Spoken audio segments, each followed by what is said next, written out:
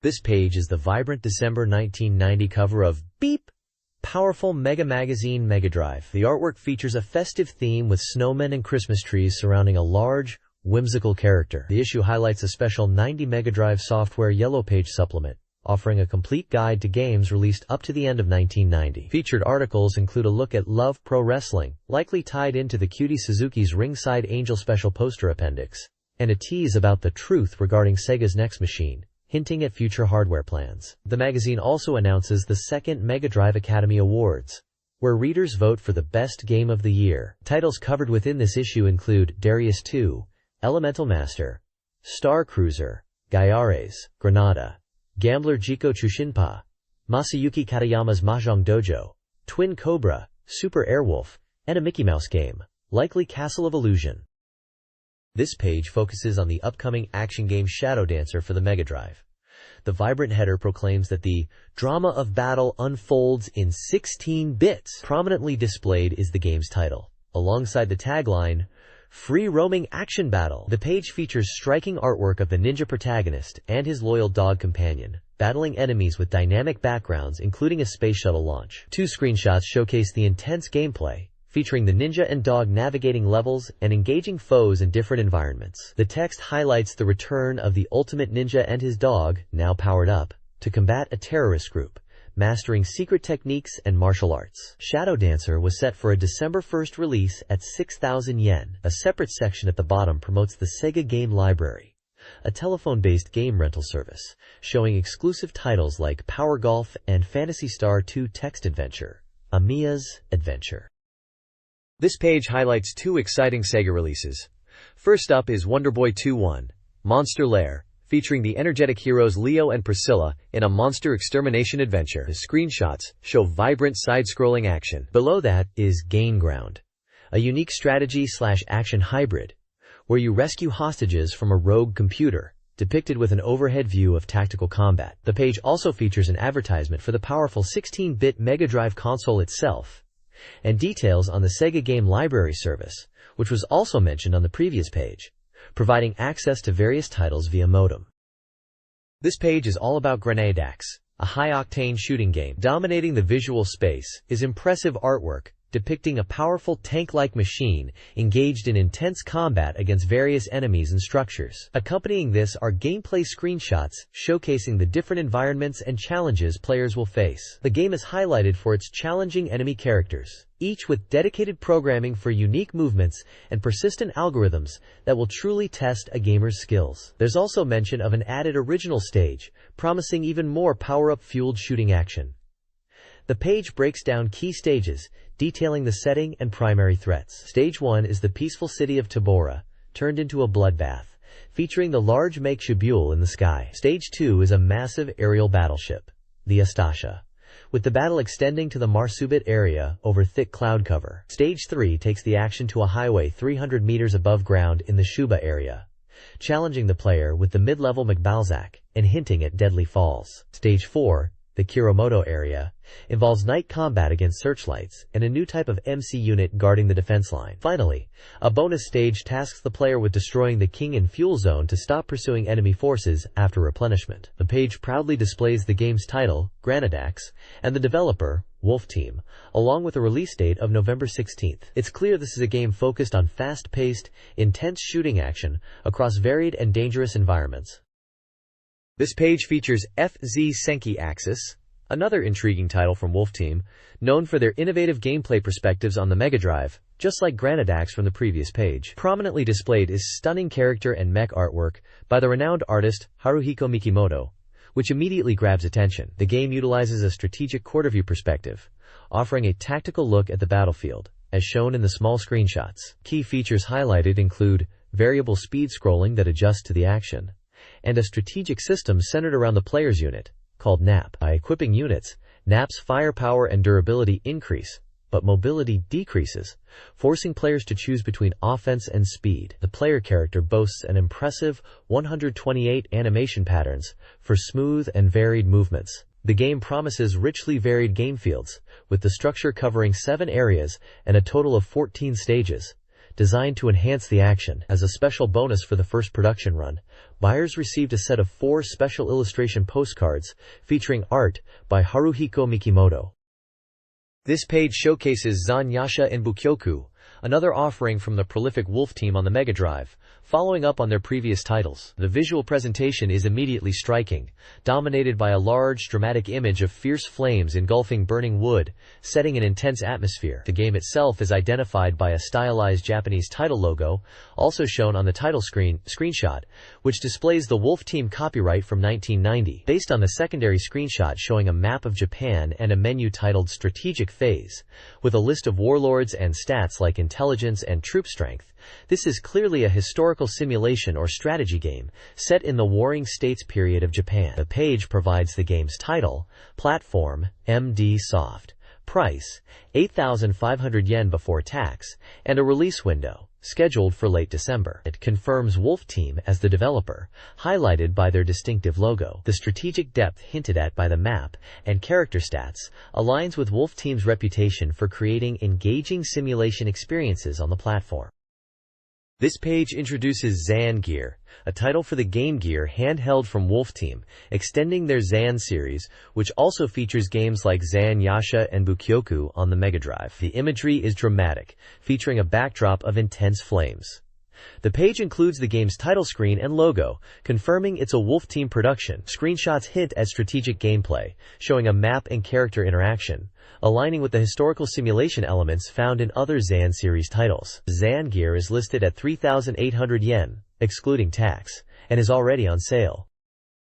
The next page showcases Mahjong Dojo by Masayuki Katayama for the Mega Drive, developed by GameArts. This title brings the distinctive art style and characters of popular Mahjong manga artist Masayuki Katayama to the console. The game features multiple modes, including a Clash Showdown story mode set in Cheyenne High School, where you battle various opponents, a free battle mode allowing you to challenge 21 unique characters, and a dedicated Mahjong Dojo practice mode with 250 questions and 6 instructors to help you improve your skills.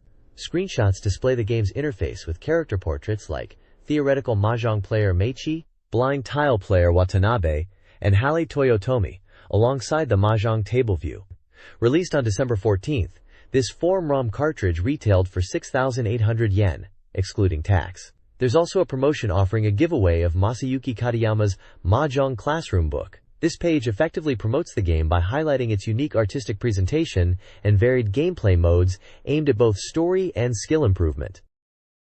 This page showcases the Mega Drive port of the popular arcade action game, Kageki. This version retains the core fun and gameplay of the arcade original, while adding new features unique to the Mega Drive platform, promising an enhanced experience. It's described as laughing violence action, and features large character sprites, numerous humorous sequences, a gang of delinquents with exaggerated voices, and the introduction of entirely new special moves, characters, and items. The striking cover art depicts the game's chaotic energy, with a fist breaking through a wall, and characters in combat alongside sound effects like pow, smash, and bam. Screenshots provide a glimpse of the game's isometric beat-em-up gameplay. Published by Hot B, Kageki was scheduled for a late-year release at a suggested price of 7,700 yen before tax. This page features a look at 2 distinct games from Micronet. The top section highlights Junction, licensed by Konami, and based on their popular arcade game Qbert. Described as a super action game and a masterpiece that's fun to watch and addictive. The core gameplay involves moving blocks, encountering enemies, and collecting items, all presented with beautiful graphics and enhanced sound. It was set for a November 1990 release at 6,000 yen. Below, the page introduces Ambition of Caesar, a real-time war simulation game also from Micronet. Boasting 8 megabits, it promises to open a new door for simulation games. The imagery focuses on Roman soldiers and maps, directly referencing Julius Caesar. The text challenges the player to step into Caesar's role and recreate his invincible battles, including a variation of his famous, "I came, I saw, I conquered," end quote. This grand historical simulation was scheduled for a December 1990 release at 8,800 yen. This page highlights the importance of computer literacy and creativity, especially within the burgeoning computer game industry. It introduces the Vantan Design Institute's newly established Computer Creation Department, featuring a game software creator course. This program aims to cultivate specialists equipped with the knowledge, technical skills and sensibility required for the industry, covering areas such as programming, direction, music production, and character design. The page also provides practical information for prospective students, including schedules for briefing sessions, entrance exams, admission consultations, and free experience seminars for the game software course. It lists the various departments available at the Institute, emphasizing the new computer-focused program as a response to the industry's need for skilled creators. This page showcases an advertisement for the upcoming Telenet Japan game, Gyares. The striking artwork features a prominent anime-style female character, alongside a detailed futuristic spacecraft, set against a deep space background. The large text clearly states the game is coming soon. The page also includes a section dedicated to the Japan Telenet Users Club, providing information on membership and benefits for fans of Telenet's games. This page is a vibrant advertisement for the Sega Mega Drive shooting game Gyares from Telenet Japan. The page features impressive anime-style artwork depicting a futuristic spacecraft and hints at the game's narrative. The main focus is on the game's core mechanic, the WOES system. Described as a highly evolved AI support weapon, WOES allows the player's ship to dock with enemy units, analyze their abilities, learn from them, and transfer those capabilities back to the player, leading to level UPS and varied attacks. The text emphasizes that the pilot's skill and precise timing are crucial to effectively utilize WOES and unleash its true power. Screenshots showcase the side-scrolling space shooter gameplay and illustrate the difference between correct and incorrect power-ups, likely tied to the WOES docking system. A small notice at the bottom includes an apology regarding the delay of the game Road Blaster. This page presents an advertisement for the Sega Mega Drive game Heavy Unit Mega Drive Special. It's a side-scrolling shoot-'em-up where the player combats biomobile weapons following an ecological anomaly on the colony star Ladao. The game boasts completely revamped enemy AI and detailed graphics featuring multi-layer scrolling for a sense of depth. Key features highlighted for the Mega Drive version include 4 password options, record and replay functions for strategic analysis, an invert mode that flips screen colors, described as the Mega Drive's first hidden game feature, and a color option to change screen palettes. The game is based on the arcade original by Kaneko and is published by Toho, with support for the Sound Charger peripheral.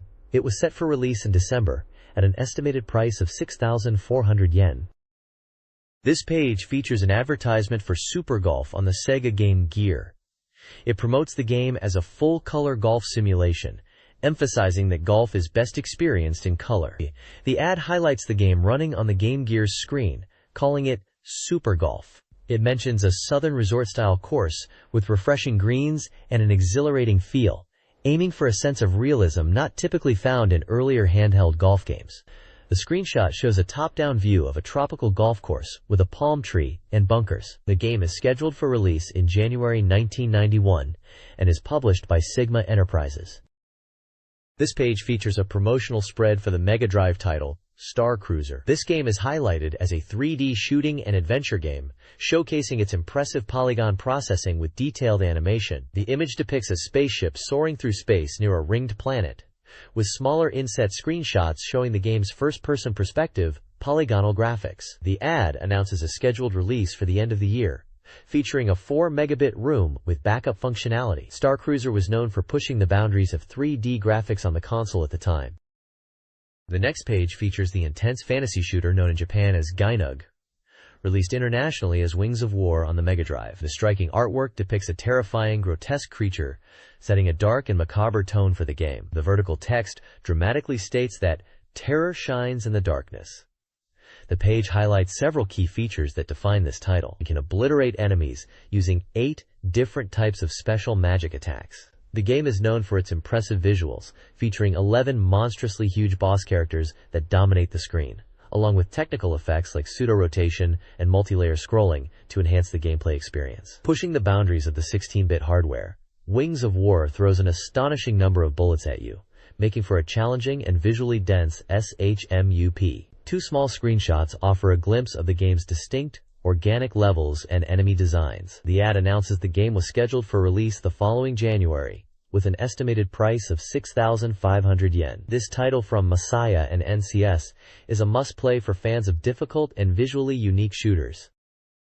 This page features the Sega Mega Drive pro wrestling game Cutie Suzuki's Ringside Angel, centered around the popular female wrestler Cutie Suzuki. The page highlights the game's focus on delivering an authentic wrestling experience with real-time controls designed for easy execution of special moves, allowing players to focus on the match rather than complicated button inputs. Various wrestling techniques are illustrated and listed, including the lariat, dropkick, Romero special, and double arm suplex.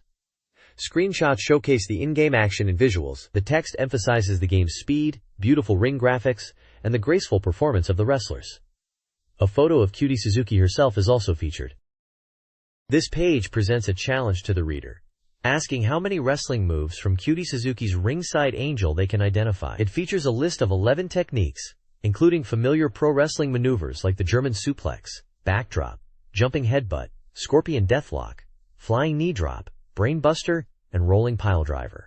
Alongside these are what appear to be signature moves, such as the slingshot bomber and Cutie special. The page provides various illustrations and in-game screenshots labeled A through H, asking the reader to match the numbered moves to their corresponding visual representations. This quiz highlights the diverse set of moves available in the game, emphasizing its authentic wrestling gameplay. The bottom of the page confirms the game's planned release for mid-December, priced at 6,800 yen.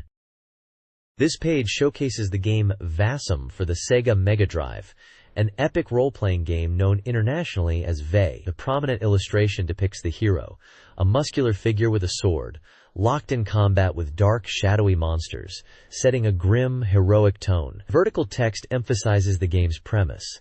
When disaster strikes, a hero is sent. The accompanying description explains that the game involves liberating countries seized by monsters, gathering information and items, obtaining powerful weapons and armor, and ultimately challenging the Demon King. It highlights the strategic element of equipment choice and the ability to confront the final boss depending on the player's level. The page notes the game is scheduled for release soon at a price of 6,800 yen. This page showcases the highly anticipated Sega Mega Drive port of the classic arcade shooter, Kukyoku Tiger, known internationally as Twin Cobra. The dramatic artwork features the game's namesake, a fierce tiger, looming over the action, while a player-controlled attack helicopter unleashes fiery destruction on enemy jets and ground targets. The text hails it as the ultimate shooting game, promising to deliver the arcade's excitement and the thrilling essence of shooting action right into your hands. Players can look forward to enjoying the satisfying power-ups and intense battles against waves of incoming enemies. This final Ultimate MD version of the big hit arcade game is scheduled for release soon, priced at 7,500 yen, excluding tax. This page features the exciting vertical scrolling shooter, Aero Blasters, known as Raid Unit Aero Blasters in Japan. The artwork is dynamic, showcasing a sleek jet fighter poised for action above a group of anime-styled characters, presumably the game's pilots or heroes. The headline promises that two lights to save the Earth are now taking flight, hinting at the game's premise. Screenshots offer a glimpse of the intense aerial combat and enemy encounters players can expect. Published by Kaneko, this fast-paced shooter was scheduled to hit the Mega Drive in late January 1991 on a 4 Mega Room cartridge, bringing its arcade thrills home. This page features the Game Gear title Pop Breaker, a vertical scrolling shooter developed by Microcabin. The artwork showcases the protagonist, 17-year-old Yuki Takeshita, alongside a futuristic floating tank called Diana. The game is set in a Japan where amplified dialects have caused civil unrest, leading to the formation of the all-female FUFSWAT special unit. Yuki, aspiring to join FRISWAT, takes on their rigorous selection exam. Screenshots preview the colorful gameplay across 50 stages filled with traps. One screenshot shows a character selection option, hinting that players can choose their preferred setup, possibly affecting difficulty or playstyle, such as the turret placement on the Diana tank. The game was scheduled for release in the spring at a price of 3,800 yen. It promises intense action and strategic choices for Game Gear players. This page is the table of contents for the magazine, highlighting upcoming features and game reviews. The cover date indicates it's from December 1990. Key highlights include the new Scramble section on page 27, which catches up on the latest software releases, featuring titles like M.U.HA, Valis 2i, Xenogre, Langrisser, Elysia Dragoon, Amaterasu, and Dangerous Seed. The main review section, B Mega Hot Menu, is split across several parts, pages 32, 76, 97, covering a wide range of games including Darius 2, Fantasy Zone, Castle of Illusion starring Mickey Mouse, Monster Lair, Master Blaster, Twin Cobra, Advanced Buster Hawk Glee Lancer, Elemental Master, Gares, Shadow Dancer, Ambition of Caesar, Star Cruiser, Mega Panel, Granada, Super Airwolf, and Heavy Unit. There's a special feature on page 65 about Pro Wrestling Warrior Cutie Suzuki and a B-Mega Hot Menu special on page 44 with interviews. Page 49 includes a Mega Drive Fight Part 2 covering strategies and introducing IBMPC at machines in a gaming context. Page 53 announces the second Mega Drive Academy Awards Even Festival, showcasing U.S. voted Best Software of the Year. Page 92 features a hot-blooded Mega Drive declaration, focusing on games from Toho. The page also lists various ongoing columns covering news, specific game guides, and community sections throughout the latter pages. Screenshots on the page appear to show gameplay from Shadow Dancer and potentially M.U.H.A. This page reveals an exciting new development from Sega, an IBMPC compatible machine that can also run Mega Drive software. This innovative system isn't just a simple hardware add-on, it's a full-fledged PC packing both a 68,000 and an 80,286 CPU, capable of multitasking and bridging the gap between the PC and Mega Drive game libraries. The machine is shown with its complete setup, including a dedicated monitor and keyboard, all designed with a sleek, compact profile. Photos highlight the main unit's dual 3.5-inch floppy drives and, importantly, a built-in Mega Drive cartridge slot. This compatibility dramatically expands the gaming possibilities by allowing access to a huge library of PC titles alongside your Mega Drive collection. The system was officially announced in October and is expected to launch with a price tag exceeding 100,000 yen. Also featured is a preview of a new PC game from Wolf Team titled Kijin Ayuden. This looks to be a tactical RPG with simulation elements, showcasing a unique perspective using 3D hex-based terrain. The article notes that this title is a strong candidate for a Mega Drive port, making this powerful PC game potentially accessible to Mega Drive owners as well. This machine represents a bold step in expanding the horizons of gaming. This page features the B-Mega Race Bargain One Match Showdown review section, where 4 reviewers, depicted as dogs and identified by unique personas like Alex Kuji and Jam Ojisan, share their thoughts on recent games. The scores are based on a 10-point scale, representing the average from the canine critics. Reviews include the action titled Dynamite Duke, which scored a 7 despite the reviewer finding the controls somewhat unresponsive, noting it felt geared towards a straightforward, action-heavy American style. Another review, scoring a 6, praises the game's unique charm, but finds its content repetitive.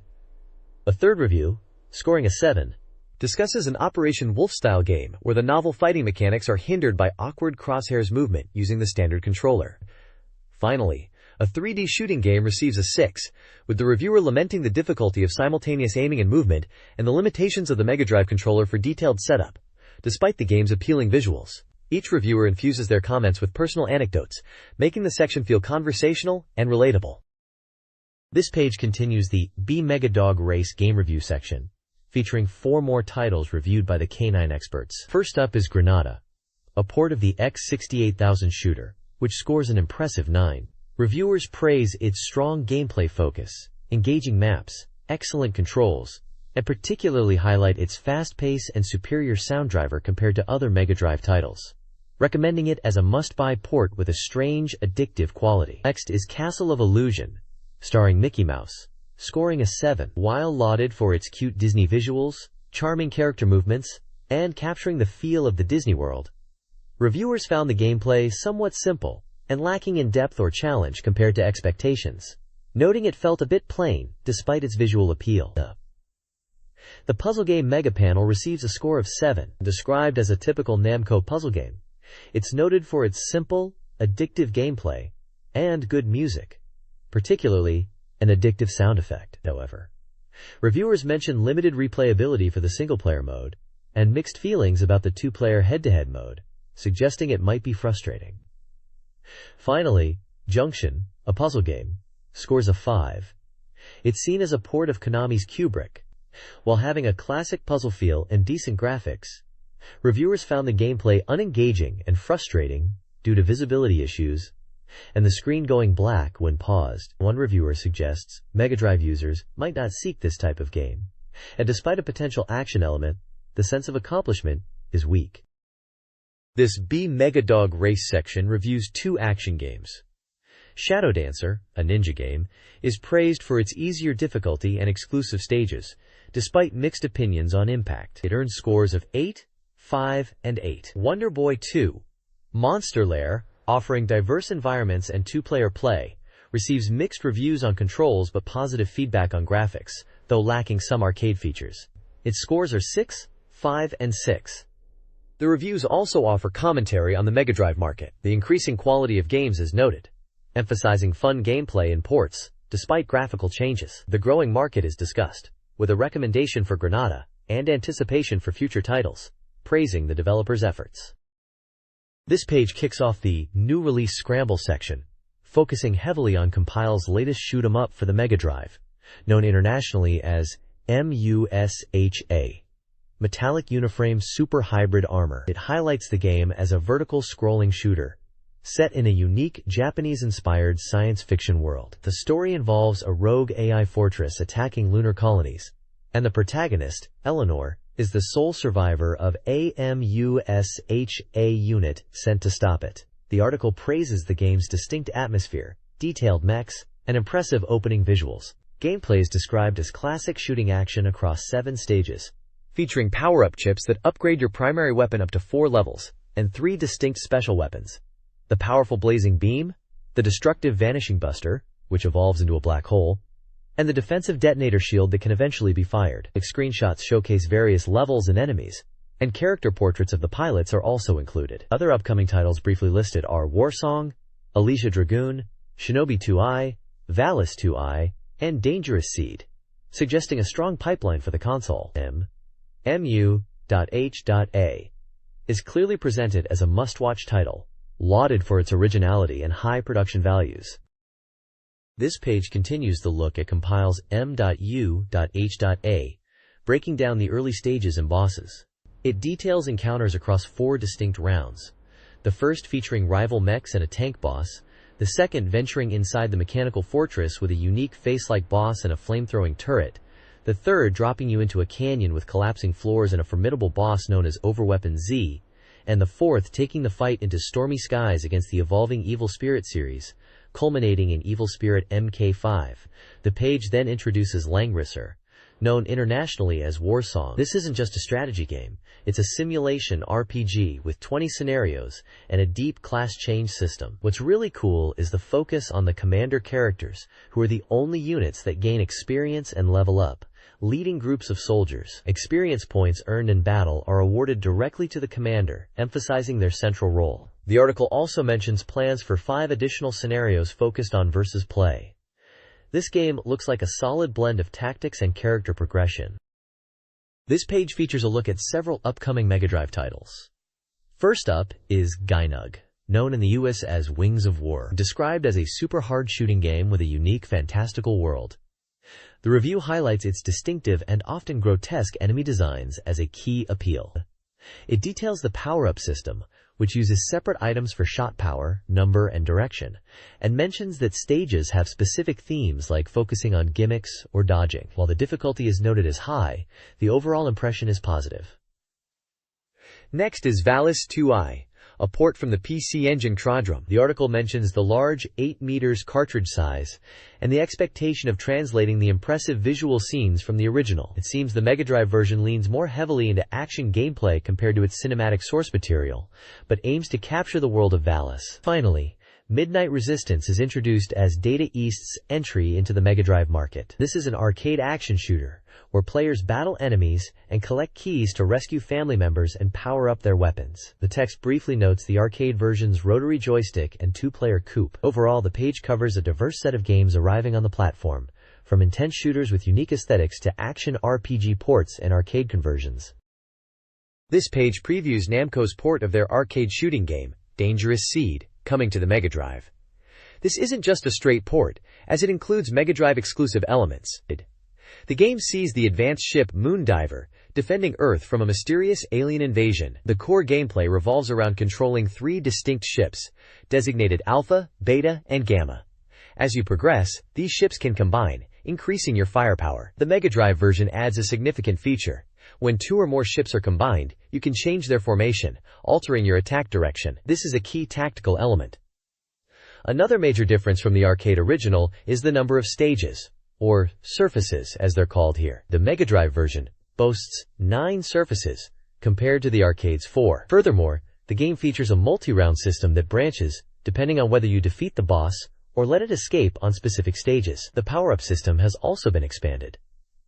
Screenshots showcase stages and bosses from the first 6 rounds, plus a glimpse of an original 9th surface. You'll face bosses like the Triple I, Strike Ant, Roller Snail, Hunter Moss, and Multi-Squid. The power-up section details the 3 types: normal shot, strong frontal attack with alpha formation, laser, concentrated narrow beam, and wide shot, effective against groups with beta formation for rear cover. This port looks set to be a solid, enhanced version of the arcade shooter. This page previews 2 upcoming titles for the Mega Drive. First is Game Art's Alicia Dragoon, an 8-directional scrolling shooting action game set in a fantasy world. It boasts an 8 MB cartridge for detailed graphics and features an automatic aiming system. Players control Alicia, an electric master, who battles evil and seeks to prevent the revival of the powerful monster Manmul, accompanied by various growing option monsters, like dragons and fairies that aid in combat and provide power-ups. Also featured is Kodansha Soken's first Mega Drive title, Amaterasu, tentative title, an SF fantasy RPG. The story follows an ancient alien descendant searching for their home planet across 7 star systems. The page highlights the game's impressive, action-like battle scenes and promises a substantial system beyond just visuals, including encounter scenes where the player can be surrounded by enemies.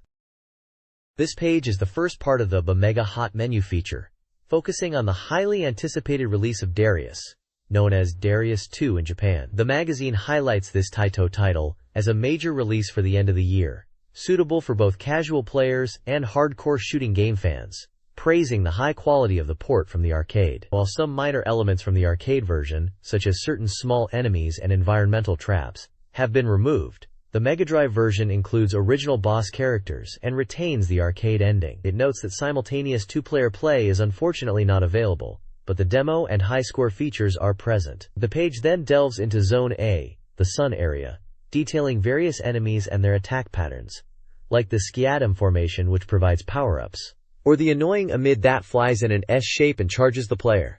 It also lists the bosses for this zone, including the Fire King Fossil mid-boss and the Hyper Sting boss. Different colored items grant various power-ups like missiles, bombs, shields, and lasers. The page also shows screenshots of the character profiles and the high-score rankings. This section covers zones B, C, and D of Darius Sec for the Sega Genesis. Zone B, the Mercury base, includes a mid-boss and the Alloy Lantern as the main boss. Enemy types include the Mirage, Core Torpedo, and Fanatica.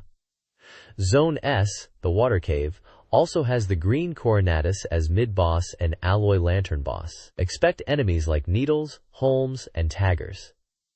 Zone D, the Gold Cave, presents Fatty Glutton as the mid-boss and the Dryosaur boss. Enemies include Wagaseha, Tomomaya, and Myarik. The guide provides tips for navigating the zones and defeating enemies. The next page continues the deep dive into Darius 2, shifting focus to zones E, F, and G.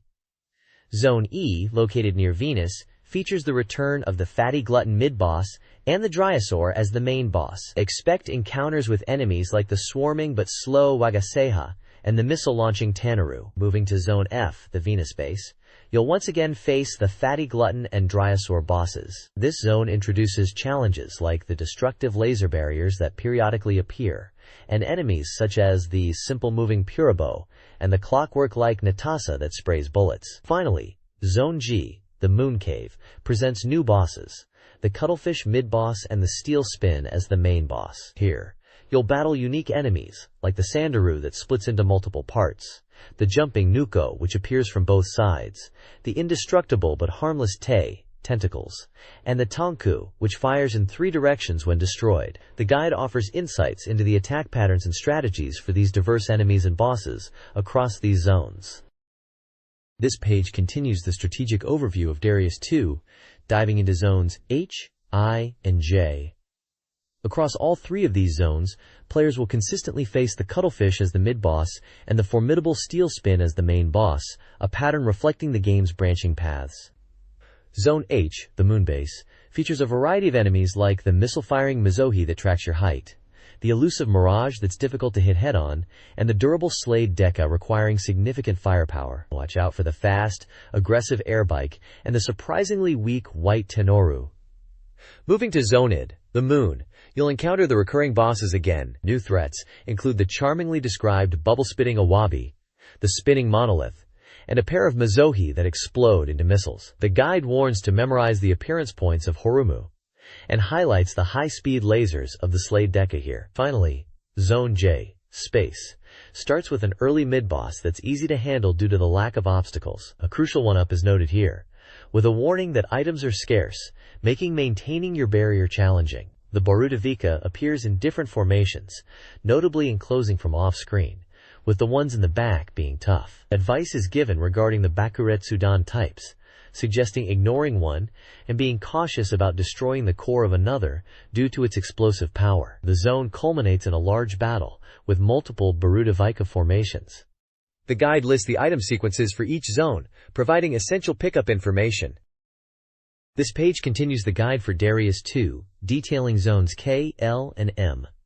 The strong shell serves as the mid-boss across all three of these paths. Zone S, the Earth base, features common enemies like cyclones and swarms of cobras. Beware the explosive bullet types that retaliate when shot, and prioritize targeting Odehi turrets. The airbike is noted for its ramming attacks if you don't stay ahead. The guide lists Redane as the boss for this zone. Moving to Zone L, the Earth ruins, players will encounter annoying Odehi frequently. New enemies include Mikata Deka, which attack from behind with missiles, and the transforming Fusu Yadokari that changes from wreckage to a hermit crab firing three-way shots. The guide specifically warns about ambushes during vertical scrolling here.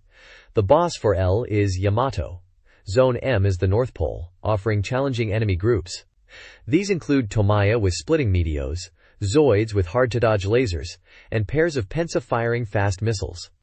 Mixed formations of Odehi and Roken can be difficult without power, and a specific point makes hitting Mayariku tough due to blocking lasers. The listed boss for M is also Redane. The guide provides the item sequences for each zone, noting the importance of power-ups, especially in tougher sections, and advising players to avoid mistakes. This guide to Darius 2 explores two challenging zones, Spin and O. Zone's narrow ruins are packed with threats like the Fenateka and ground-based tanks, culminating in a fight against the strong shell mid-boss and the Yamato boss. Zones plunges players underwater, introducing enemies like tentacles and the Amids. Players must destroy the Skiatum and prioritize Igai's egg source to avoid complications before facing the strong shell again, and then Leaderin. The guide then shifts focus to mid-boss strategies.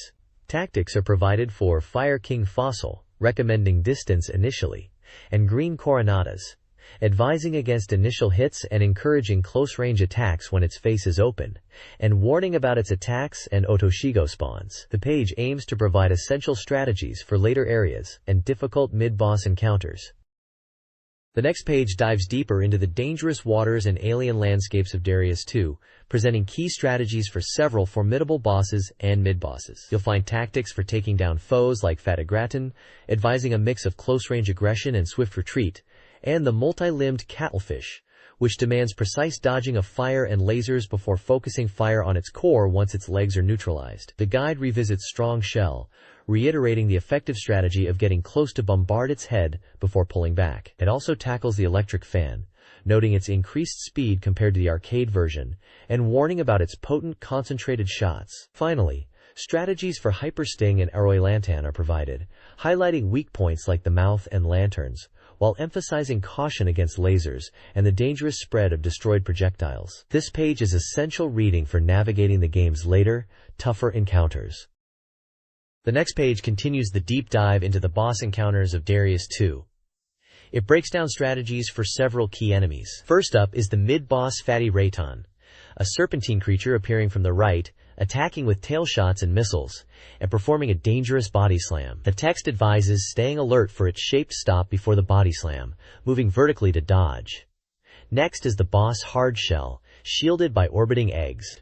It attacks with radial shots, lasers, and guided missiles.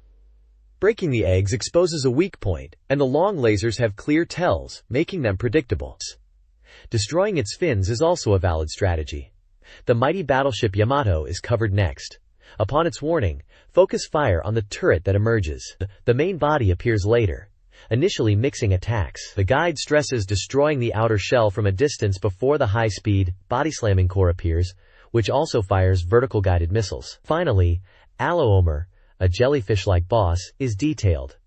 It descends and attacks with extending legs that pause before striking, allowing for easy dodging.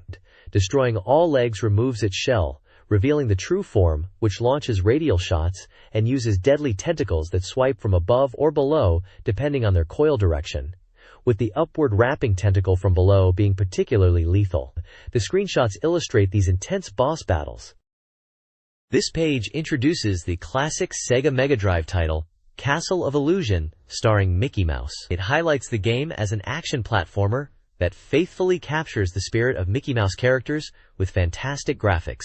Despite its charming appearance, the review notes it's quite a challenging action game. The page details the core gameplay mechanics, emphasizing the importance of the hip attack, which is Mickey's primary way to defeat enemies by bouncing on their heads. It explains basic movement, jumping, crouching, and the use of limited shot items. The story section recounts how Minnie Mouse is kidnapped by the witch Mizrabel, and Mickey must venture into the Castle of Illusion to collect the 7 gems of the rainbow before he can face Mizrabel and rescue Minnie. A section on the game screen layout explains the HUD, covering your health represented by power, your remaining lives shown as tries, the count of your items, shot items, and your current score. Finally, the page briefly introduces a couple of key items you'll find, such as a hat that grants an extra life, increasing your tries, and bags of shot items that add to your count, though they are stage-specific. Screenshots showcase the title screen, an early story scene, and gameplay action.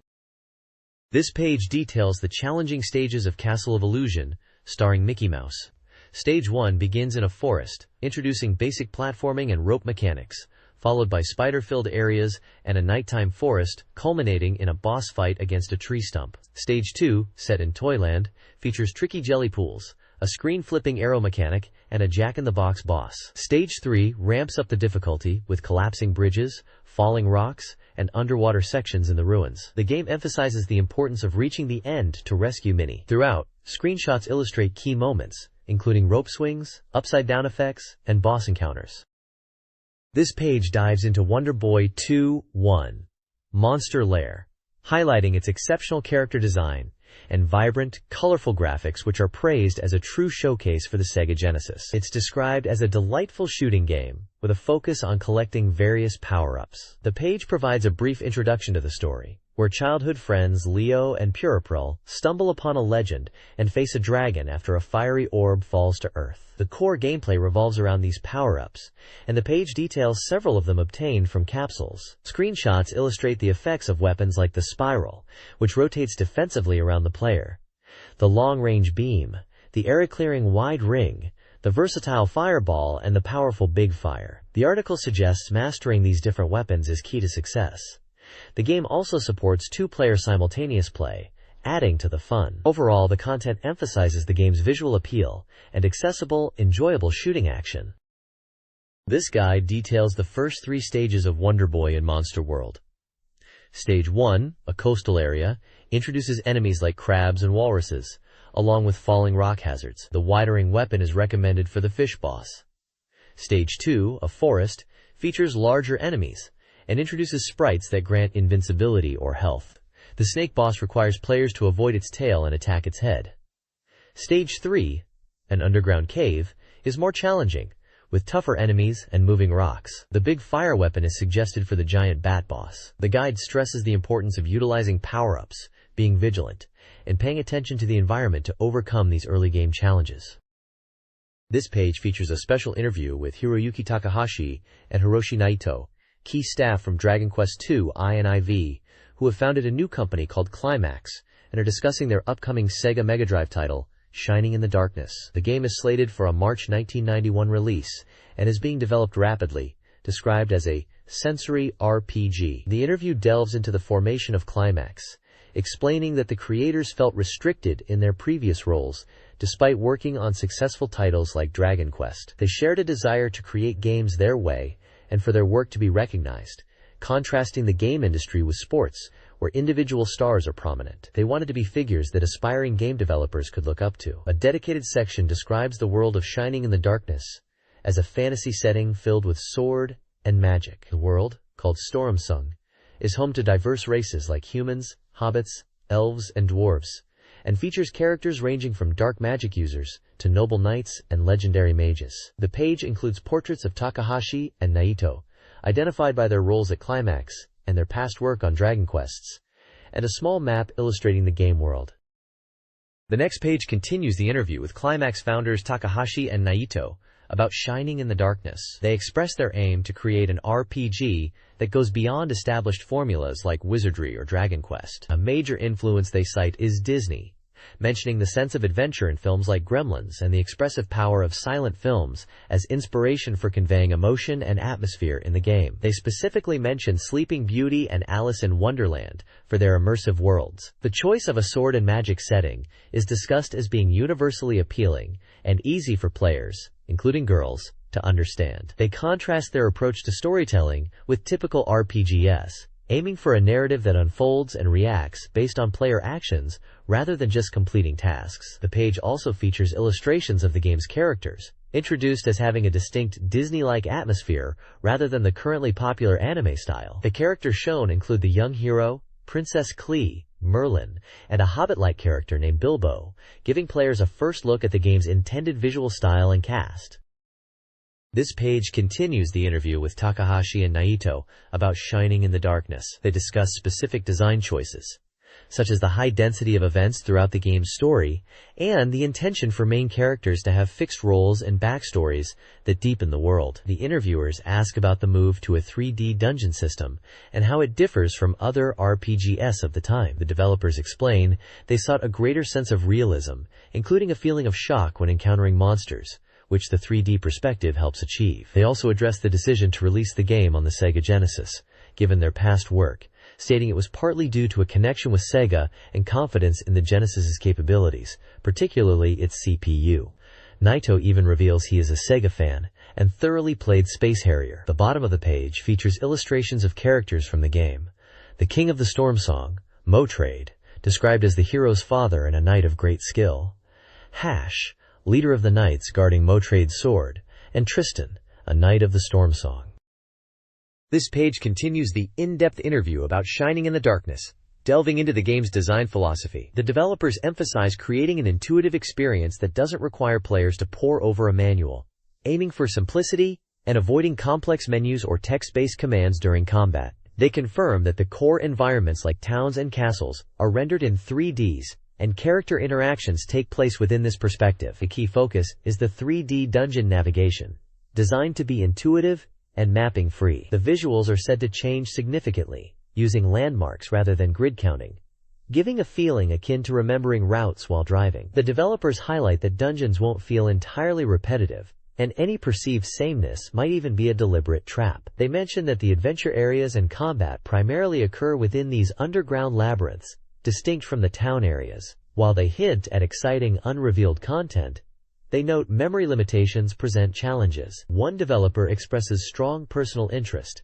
stating they would even buy the game themselves, despite not being a frequent game purchaser. Illustrations on the page depict characters like the Old Teacher Signor and Windgatherer Camushin.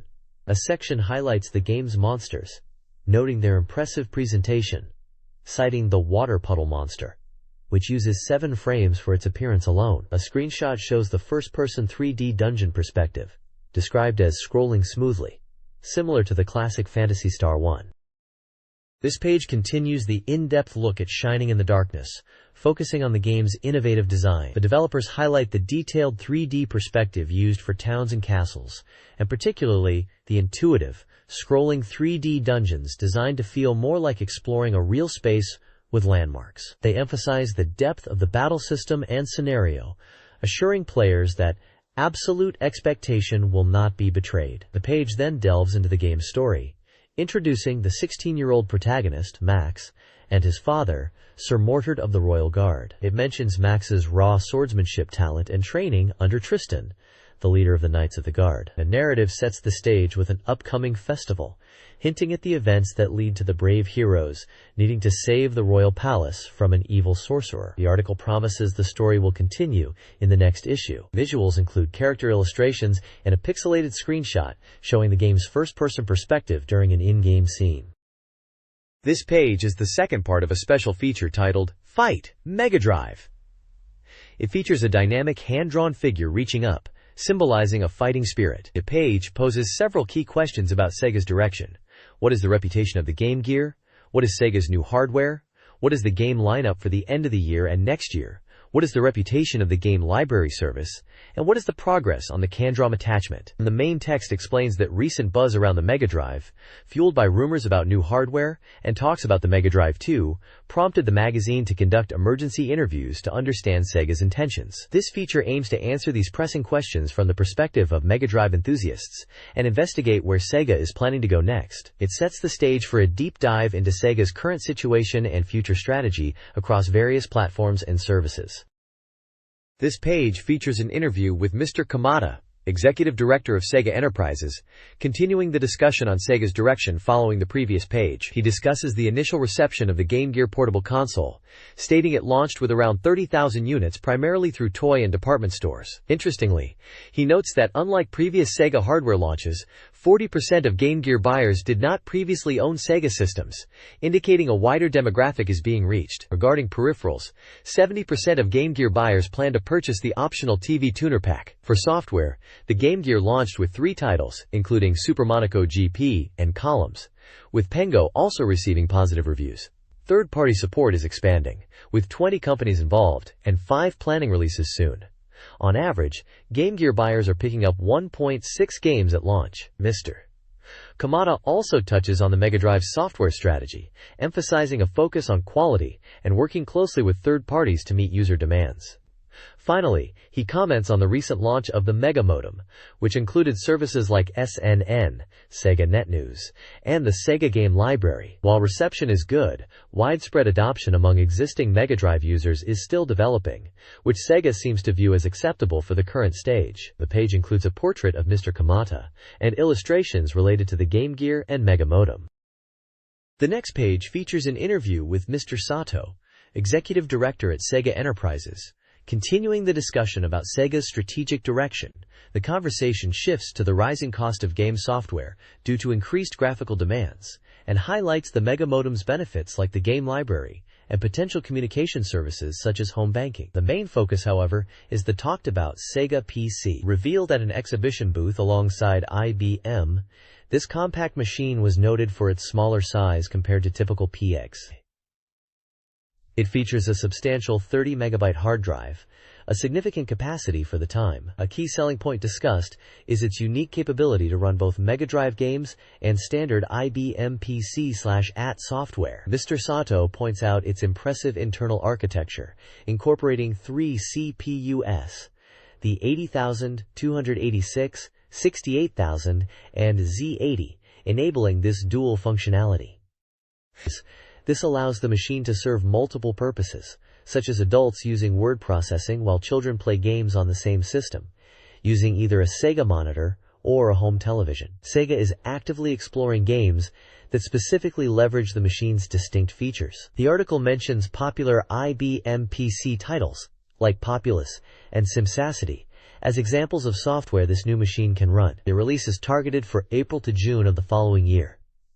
The page includes a portrait of Mr. Sato and an illustration depicting the new Sega PC with a monitor and keyboard. The next page continues the interview, primarily focusing on the Sega PC's software library and market positioning. Mr. Sato explains that the machine supports 2 types of software: business applications and games. For business use, numerous IBM Japanese DOS versus VGA compatible titles are planned, including popular series like Ichitaro and Lotus. He emphasizes that the Sega PC should be seen as a PC that can run Mega Drive games, not just a new version of the Mega Drive. It's positioned as an entry-level PC for middle/high school students, university students, and general households. while still offering strong business functionality. The conversation then shifts to MegaDrive software direction, mentioning upcoming titles aimed at a wide audience, including ports like Shadow Dancer, and games targeting younger players like Mickey Mouse and Magical Hat. Simulation games are also discussed, such as Romance of the Three Kingdoms, Advanced Days in Ryaku, and Bahamut Senki. While some RPGs are planned, details are limited. The interview touches on Kydrom and Mega Modem compatibility, confirming these peripherals are being considered. A section compares the Japanese and US PC markets, noting that IBM is the dominant player in the US market. A pie chart illustrates this, showing IBM with the largest share, 14.0%, followed by Apple, 11.0%, and others. The page concludes with images of the game boxes for Outrun and SimCity, highlighting the diverse software available. The interview was recorded in October. This page kicks off the announcement for the second MegaDrive Academy Award, covering titles released from October 1989 to November 1990. It's a reader-driven project where users themselves vote for the best software across different categories. This year sees a big jump to 49 nominated titles, a significant increase from the mere 16 nominees in the first award, when the MegaDrive was still quite new. The winners will be revealed in the magazine's February issue. The visuals feature a large, impressive trophy, clearly symbolizing the award, surrounded by a pile of MegaDrive cartridges. You can make out titles like Cyberball among the stack. The text stresses that this award is truly from the players, valuing every vote regardless of their gaming background. The nomination list and details on how to cast your vote are coming up on the very next page.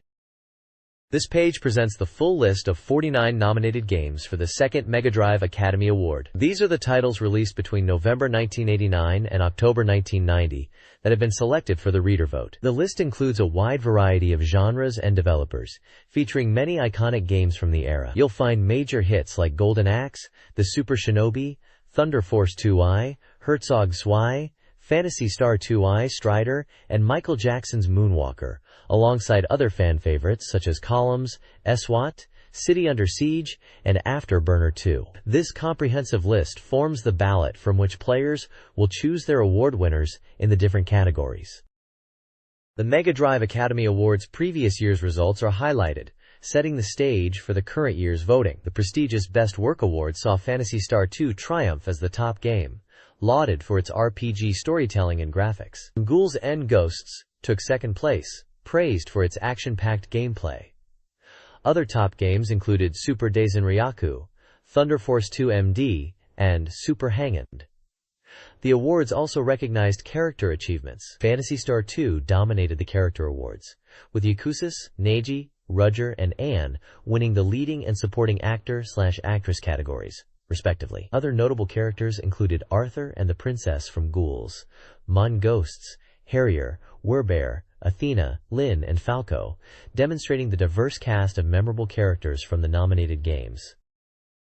This page continues the MegaDrive Academy Awards results, highlighting player votes for specific game elements. Categories covered include the best bosses, minor enemies, scenario, presentation, items, weapons, armor, and art. The awards dive deep, recognizing the most memorable and impactful components of games. Players voted on everything from tough bosses like Lucifer, from Ghouls, Men, Ghosts, and Mother Brain, from Phantasy Star II, to surprisingly significant minor foes like the Pigman. The Scenario Award favored Phantasy Star II for its strong storytelling, while the best item went to Phantasy Star II's versatile Visiphone. Ghouls and Ghosts dominated the equipment categories, with its Psycho Cannon winning Best Weapon and the Magic Key taking Best Armor. Super Thunderblade's impressive title screen was honored with the Best Art Award. These results underscore the community's appreciation for detailed and well-executed elements across the MegaDrive library, with Phantasy Star II and Ghouls and Ghosts consistently appearing among the top contenders alongside other notable titles.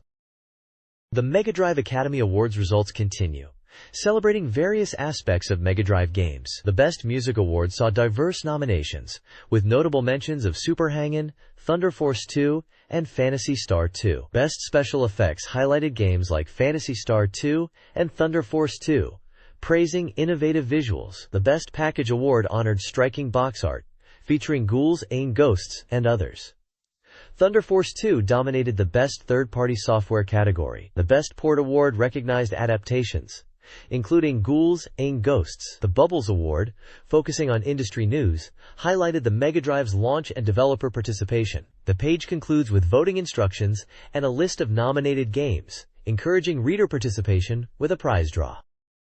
This analysis explores the relationship between text volume and readership in game magazines, specifically examining the evolution of magazines and their readers over time. It notes a shift in the demographics of game magazine readers, correlating age with the platforms they favored: PC, Mega Drive, PC Engine, Famicom. Magazines for older platforms like PC had more text compared to Famicom magazines. The study suggests a ranking of magazine readership age, with login readers being the oldest and Famaga the youngest. The intensifying game magazine wars are also discussed, referencing a controversial article in BeepMD that stirred the industry. Footnotes provide context, including sales rankings, release dates, and insights into BeepMD's distinct style and readership. The study concludes with a reminder of the evolution of magazine formats and the importance of moderation. This page continues the deep dive into the text volume of various game magazines from the era. Building on the previous discussion, it presents detailed data comparing several prominent publications like Login, Famitsu, listed here as Famicom Tsushin, Beep Mega Drive, PC Engine Fan, and Family Computer Magazine. The main analysis, presented in tables Data 1, Data 2, and Data 3, breaks down metrics such as total pages, edited pages, total character count, and characters per page. The text confirms that Login indeed packs the most characters, while Famitsu has less. Interestingly, the magazine this article appears in, Beep Mega Drive, is noted as having less text than might have been anticipated, perhaps favoring more visual content, which is a common style in that era. The analysis gets quite granular, even including the text volume found in magazine appendices for titles like PC Engine Fan, Famitsu, and Family Computer Magazine. It explains how the text from these bonus sections is factored into the overall character count and density. The page visually showcases the magazines being studied by displaying their covers, giving a nice snapshot of the publications shaping the gaming landscape at the time. It's a thorough, almost statistical approach to understanding the physical makeup of these vital sources of gaming information. This reader-submitted section, Game, Say Whatever You Want, presents fan opinions under the 39 Cultural Festival Strange World theme. Discussions cover several games. One reader critiques Strider, praising its gameplay but finding the sound effects less impactful than The Revenge of Shinobi. Another, with a possibly incomplete tip, mentions movement. Regarding Super Monaco GP, a Hokkaido reader criticizes the Mega Drive version, citing slow AI, lack of slipstreaming, and questionable features compared to the arcade experience. The page features illustrations, including a Strider character, a race car potentially from Super Monaco GP, and a humorous panel depicting a dragon-like creature and a scared person. This page continues the reader feedback section, Game, Say Whatever You Want. Players weigh in on various titles, offering diverse opinions on games like Phantasy Star IV and Super Monaco GP, commenting on everything from gameplay mechanics and visuals to character interactions like Artemis in Phantasy Star IV. A notable part of the page is dedicated to direct messages to developers. Frustrated readers call out Sega for not fulfilling promises regarding Master System software releases and peripheral support, while also requesting Namco to produce a wider variety of game genres for the Mega Drive beyond their typical shooting games, aiming to attract a broader audience. The page is visually supported by illustrations featuring characters from Phantasy Star IV, Strider, Ranma 1/2, and artwork related to Super Monaco GP. This page continues the reader feedback section titled Megadora Bin Talk. Readers share their thoughts and experiences with games. One letter describes searching for a rare arcade game based on Space Battleship Yamato with impressive animation, while another recounts a funny story about someone accidentally buying a Mega Drive thinking it was a PC Engine. There's anticipation for the upcoming game Mega Panel, described as family-like, and a discussion advocating for classic character games on the Mega Drive, suggesting titles like a Pan Man. Another reader expresses support for bringing more diverse genres to the platform, highlighting appreciation for Namco arcade conversions like Marvel Land, Dragon Spirit, and Legend of Valkyries, and wishing for a wider range of well-made classic games. Accompanying the text are illustrations featuring characters from games such as Cyber Command, Strider, designs reminiscent of Mega Man X, Legend of Valkyrie, and burning force. The page showcases a variety of opinions and hopes from the Mega Drive community. The next page features corrections for errors found in the previous month's issue, highlighting several mix-ups, particularly with game screenshots. It points out wrong photos accompanying articles for games like Caesar's Ambition, Atomic RoboKid, Twin Cobra, Varth, Operation Thunderstorm, Super Daisen Ryaku, and columns, as well as text errors related to character or monster names in titles like Gaiaris, and mentioning a correction about the platform listed for a Famicom game in a Mega Drive article. Below this, the page announces the winners of reader presents from the October issue, listing prizes that included games like Strider, Hellfire, Clax, Space Invaders 90, and Michael Jackson's Moonwalker, among others, and mentioning the 50 winners of the Game Gear prizes. Finally, there's a section detailing how readers can submit content to the magazine's Beepsland section, inviting opinions on Mega Drive games, illustrations, messages for the game industry, and general Mega Drive topics, all to be sent via postcard. An illustration accompanies the text, depicting an anime-style character in a fighting pose, contributed by a reader. This page features the 8th installment of the New Machine Development Workshop column by AGI Nihiyaku, focusing on creating a Game Gear waterproof jacket. The article discusses the idea born from wanting to play games outdoors, perhaps at the beach or near water, without worrying about damaging the console. The proposed design is a robust waterproof case or jacket for the Sega Game Gear, aiming for features like being waterproof up to 2 meters, shock-resistant, and able to withstand temperatures up to 45 degrees Celsius. The design incorporates a built-in grip handle, a waterproof gasket structure, waterproof buckles, and shock-absorbing urethane pads. The control buttons are integrated into a soft rubber cover for sealing, and the speaker area is designed to be thin enough for sound to pass through while maintaining waterproofing. The author envisions this, allowing gamers to enjoy their Game Gear anywhere, even potentially in a hot spring or while watching snow, and suggests a target price of 6,890 yen, which is roughly the cost of 2 Game Gear games. The article is accompanied by a diagram illustrating the proposed design and its features. This page features Feature 1, Wrestler of Love, Cutie Suzuki. It highlights the upcoming Sega Mega Drive game, Cutie Suzuki no Ringside Angel, scheduled for release by Asmik in mid-December. Described as the #1 beautiful girl wrestler in the women's pro wrestling world, Cutie Suzuki's brilliant ring fighting action is set to explode on your Mega Drive. This feature commemorates the game's release with a major spread, including an interview with Cutie Suzuki and an introduction to the game itself. The content promises that after seeing this, you'll undoubtedly become a big fan of Cutie Suzuki and suggests checking out Japan Women's Pro Wrestling (JWP) matches. The page includes a large portrait of the wrestler herself. This page continues the feature on professional wrestler Cutie Suzuki, providing an in-depth interview. Cutie talks about her busy schedule, noting that outside wrestling she enjoys activities like photo shoots and interviews, even guest appearances at other promotions events. She particularly enjoyed acting in a drama, finding singing less confident. But she did voice the main character and sing the theme song for the anime video Adventure Exelion 3. While she doesn't plan for dramas, she is open to variety shows. She feels she's too old to be considered an idol at over 20. She reveals that her decision to become a wrestler came after seeing a live show in middle school, convincing her it was her path, and she surprisingly passed the audition despite her physique. She doesn't excel at sports but enjoys skiing. Regarding wrestling goals, she doesn't have a specific target wrestler now, but initially admired Yukari Omori, realizing their different styles. She is undecided about challenging Ryo Izumi for the junior championship, noting she's not fixated on belts as strong wrestlers exist outside championship ranks. Recent activities listed include releasing a CD single, a video, voice acting, and other media appearances. The page includes portraits and action shots of Cutie Suzuki in the ring.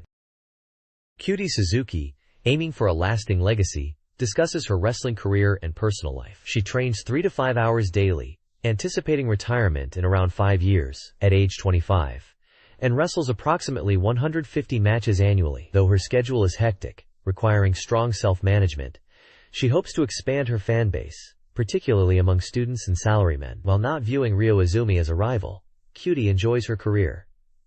Outside the ring, she's eager to get her driver's license. She reflects on her now retired Yorkshire Terrier. She also discusses her Mega Drive game, initially self-conscious but impressed by the techniques. The page includes 48 personal facts and a giveaway of signed items, showcasing a multifaceted personality.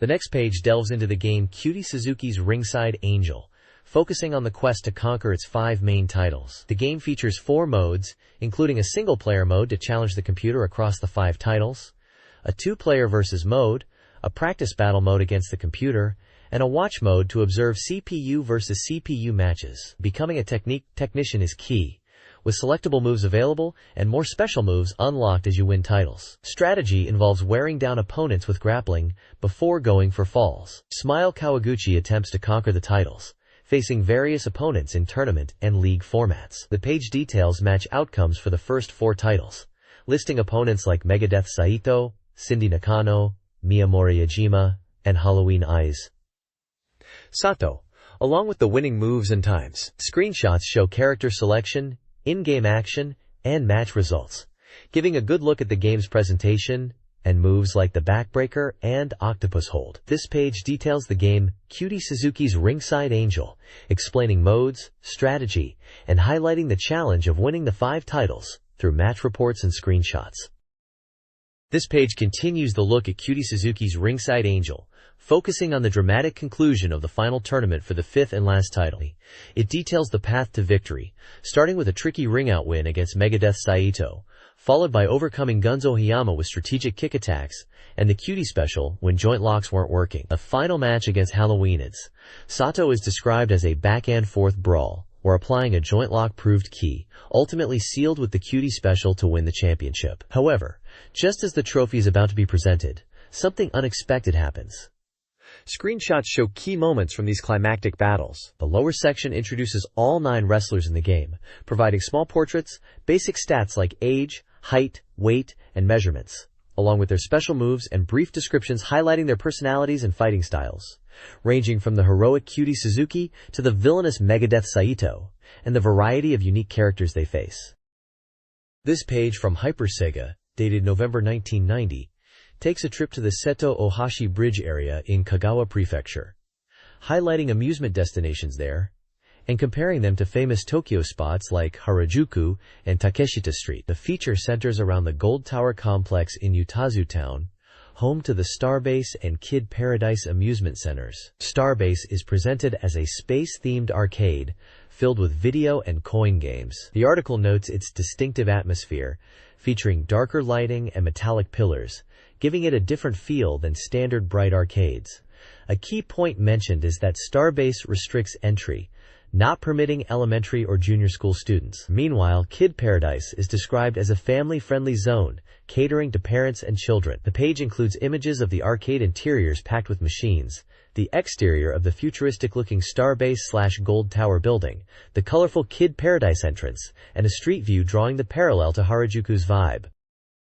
This page continues the exploration of amusement spots, featuring staff and developers from various arcade centers. It introduces 3 staff members from Kid Paradise, reinforcing the family-friendly atmosphere mentioned on the previous page, with personal comments about the venue. The page also includes an interview with the manager of Alp Park, Masashi Shiraishi, who discusses the center's focus on attracting families and young adults aged 18-30, highlighting popular attractions like driving games and the merry-go-round. He notes the high traffic, especially on weekends. Finally, there's a fascinating Old Days Stories segment, interviewing Masaharu Yoshi, the developer of the 1978 arcade game, Samurai. He shares insights into the game's creation, its unique elements like the title screen's sword/effect, and the humorous speech bubbles, and reflects on the enduring appeal of simpler, addictive retro games like Tetris and Columns, compared to the complexities of modern titles. This page features Taito's challenging platformer, Rainbow Islands Extra. Announced as being on highly praised sale now for 6,800 yen, it's the follow-up to the classic Bubble Bobble. The page showcases the game's unique world, depicted as floating islands like Monster Island, Robot Island, and Dragon Island, each visually distinct. You play as Bubby, using your magical rainbows to defeat enemies and climb ever upwards. Screenshots illustrate the vibrant graphics and platforming action. The goal is to reach the top of each island's 4 rounds and collect the 7 hidden diamonds that appear after defeating the boss. Mastering techniques like using rainbows to attack or create platforms is key to navigating the tricky levels and uncovering hidden items. It's a pure arcade-style challenge brought to the Mega Drive. The next page features the arcade hit, Darius 2, making its debut on the Sega Mega Drive. Announced for a December 20th release at 8,900 yen, this is a massive horizontal scrolling shooter known for its intense action and unforgettable giant boss battles. Commentary on the page includes dramatic reactions from the game, such as, "Giant, are you okay?" and "I have a bad feeling." Screenshots show different zones, like the fiery Zone A and the space-based Zone E, highlighting the varied environments. The page emphasizes the game's branching path system. Defeating a boss clears a zone, and your chosen route determines the subsequent levels and ultimately leads to multiple endings. Success depends on taking down bosses with unexpected attacks and strategically collecting items. It's a huge arcade experience brought home, promising high replayability as you strive to see every possible conclusion. This page is part 2 of the Mega Hot menu, featuring the shooting game Aero Blasters, known in the arcade as Air Buster, from Knuckle. Scheduled for a January release with the price still undecided, this title is highlighted as Knuckle's first Mega Drive entry. Described as a brand new classic shooting game, Aero Blasters builds upon traditional shooting mechanics like simultaneous two-player co-op and power-ups, but innovates by incorporating variable speed scrolling. This feature is noted as creating a unique experience unlike other games. The magazine expresses eager anticipation for its release next year. The game offers a variety of power-ups that players can select to match their playstyle. These include upgrades for the main shot, defensive options like bumpers, helper pods called hellpots, multi-directional shots like the six-way, and different types of missiles, green homing, red piercing. There's also a side attacker and rear gun. A special move called the Buster Flash is available, performed by charging and releasing the attack button. This powerful move is effective at clearing out swarms of small enemies, but is specifically stated to be ineffective against tougher foes and large bosses. The reviewer seems impressed, calling it a game to wait for with long necks. Airbuster presents a challenging 6-phase journey.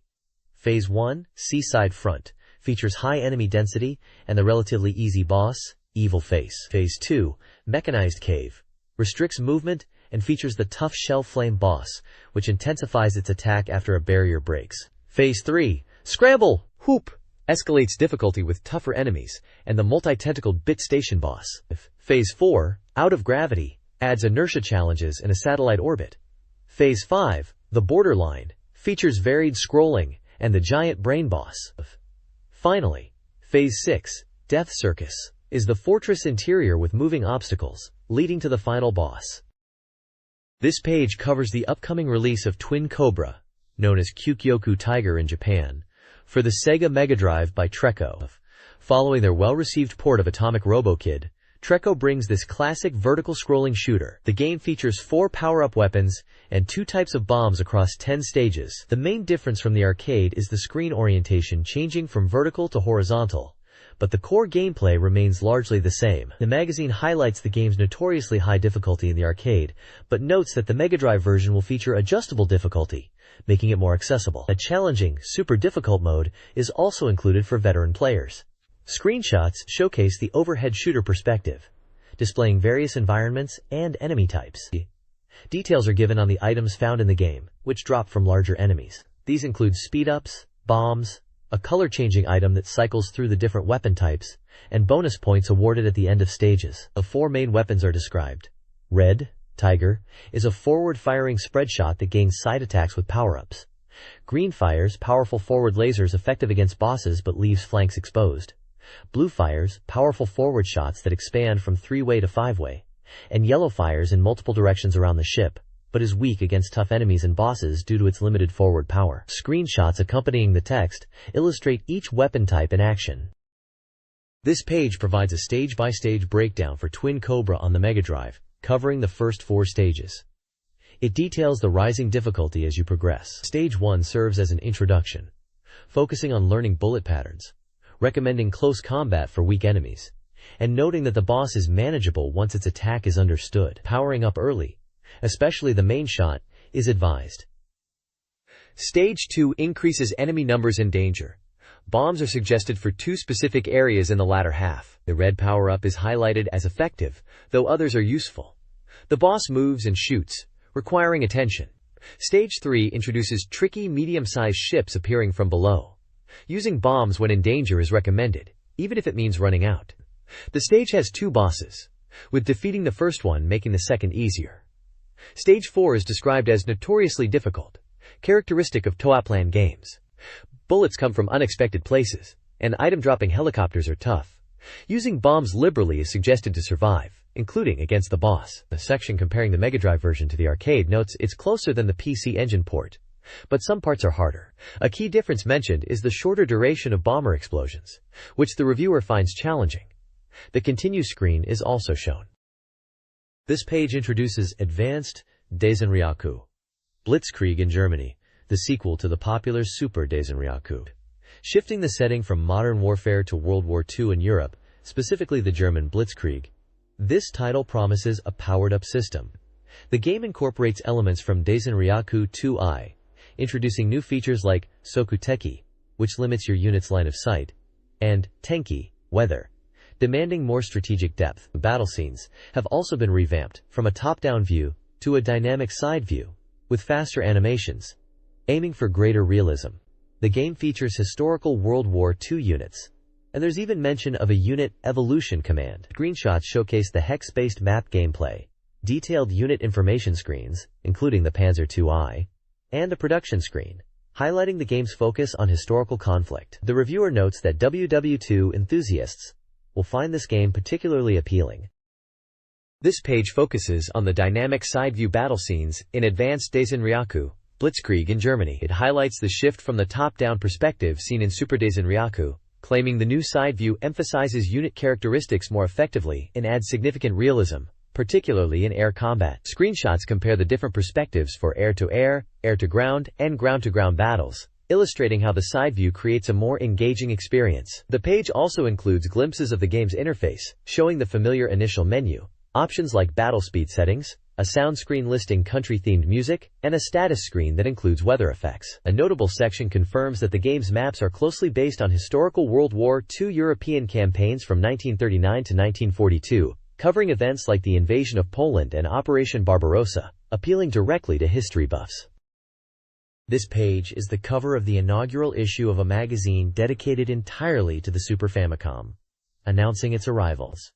It prominently features the Super Famicom console, controllers, and the Super Mario World cartridge, declaring it the first specialty magazine for the system. The cover highlights key launch titles and upcoming games, including Super Mario World, F-Zero, Pilot Wings, Gradius 2 Eyes, Populous, Final Fight, Ultraman, and SimCity, promising extensive coverage of these and other new releases. The issue was released on November 16th for 390 yen, and includes a special feature delving deep into the Super Famicom, acting as a comprehensive guide. As a celebration of the first issue, they are giving away 150 Super Famicom game cartridges, and each future issue will include a special bonus item. This page features an article titled, Kizoku Ikeda, King of Mania, Volume 8, Genchari. The author, Kizoku Ikeda, reminisces about his experiences with Genchari, which refers to low-powered motorcycles, primarily 50cc models, popular in Japan.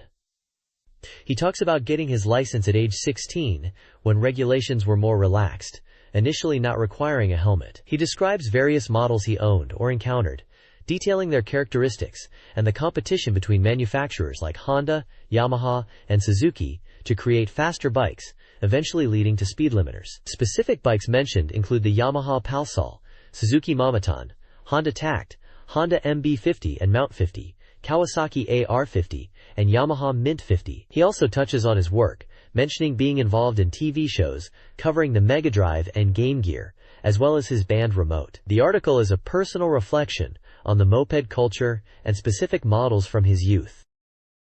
This page is the B-Mega Dataland section, focusing on sales charts and news for the Mega Drive. The main feature is the Mega Drive software sales top 10 chart based on September sales data. Topping the chart is the highly anticipated arcade port, Strider, making a strong debut at number 1, praised for its exhilarating action. Columns, which previously held the top spot, moves down to second place. New entries like the challenging shooter Hellfire and In Sector X also land in the top spots at 3rd and 4th, respectively. The chart also includes popular titles such as Michael Jackson's Moonwalker, noted for its unique gameplay elements, SWAT, City Under Siege, Twin Hawk, and even the classic Golden Axe from 1989 is still holding strong in the rankings. The list is rounded out by Furios and Batman. This ranking provides a snapshot of the most popular games on the Mega Drive during September, compiled from data gathered from various cooperating stores.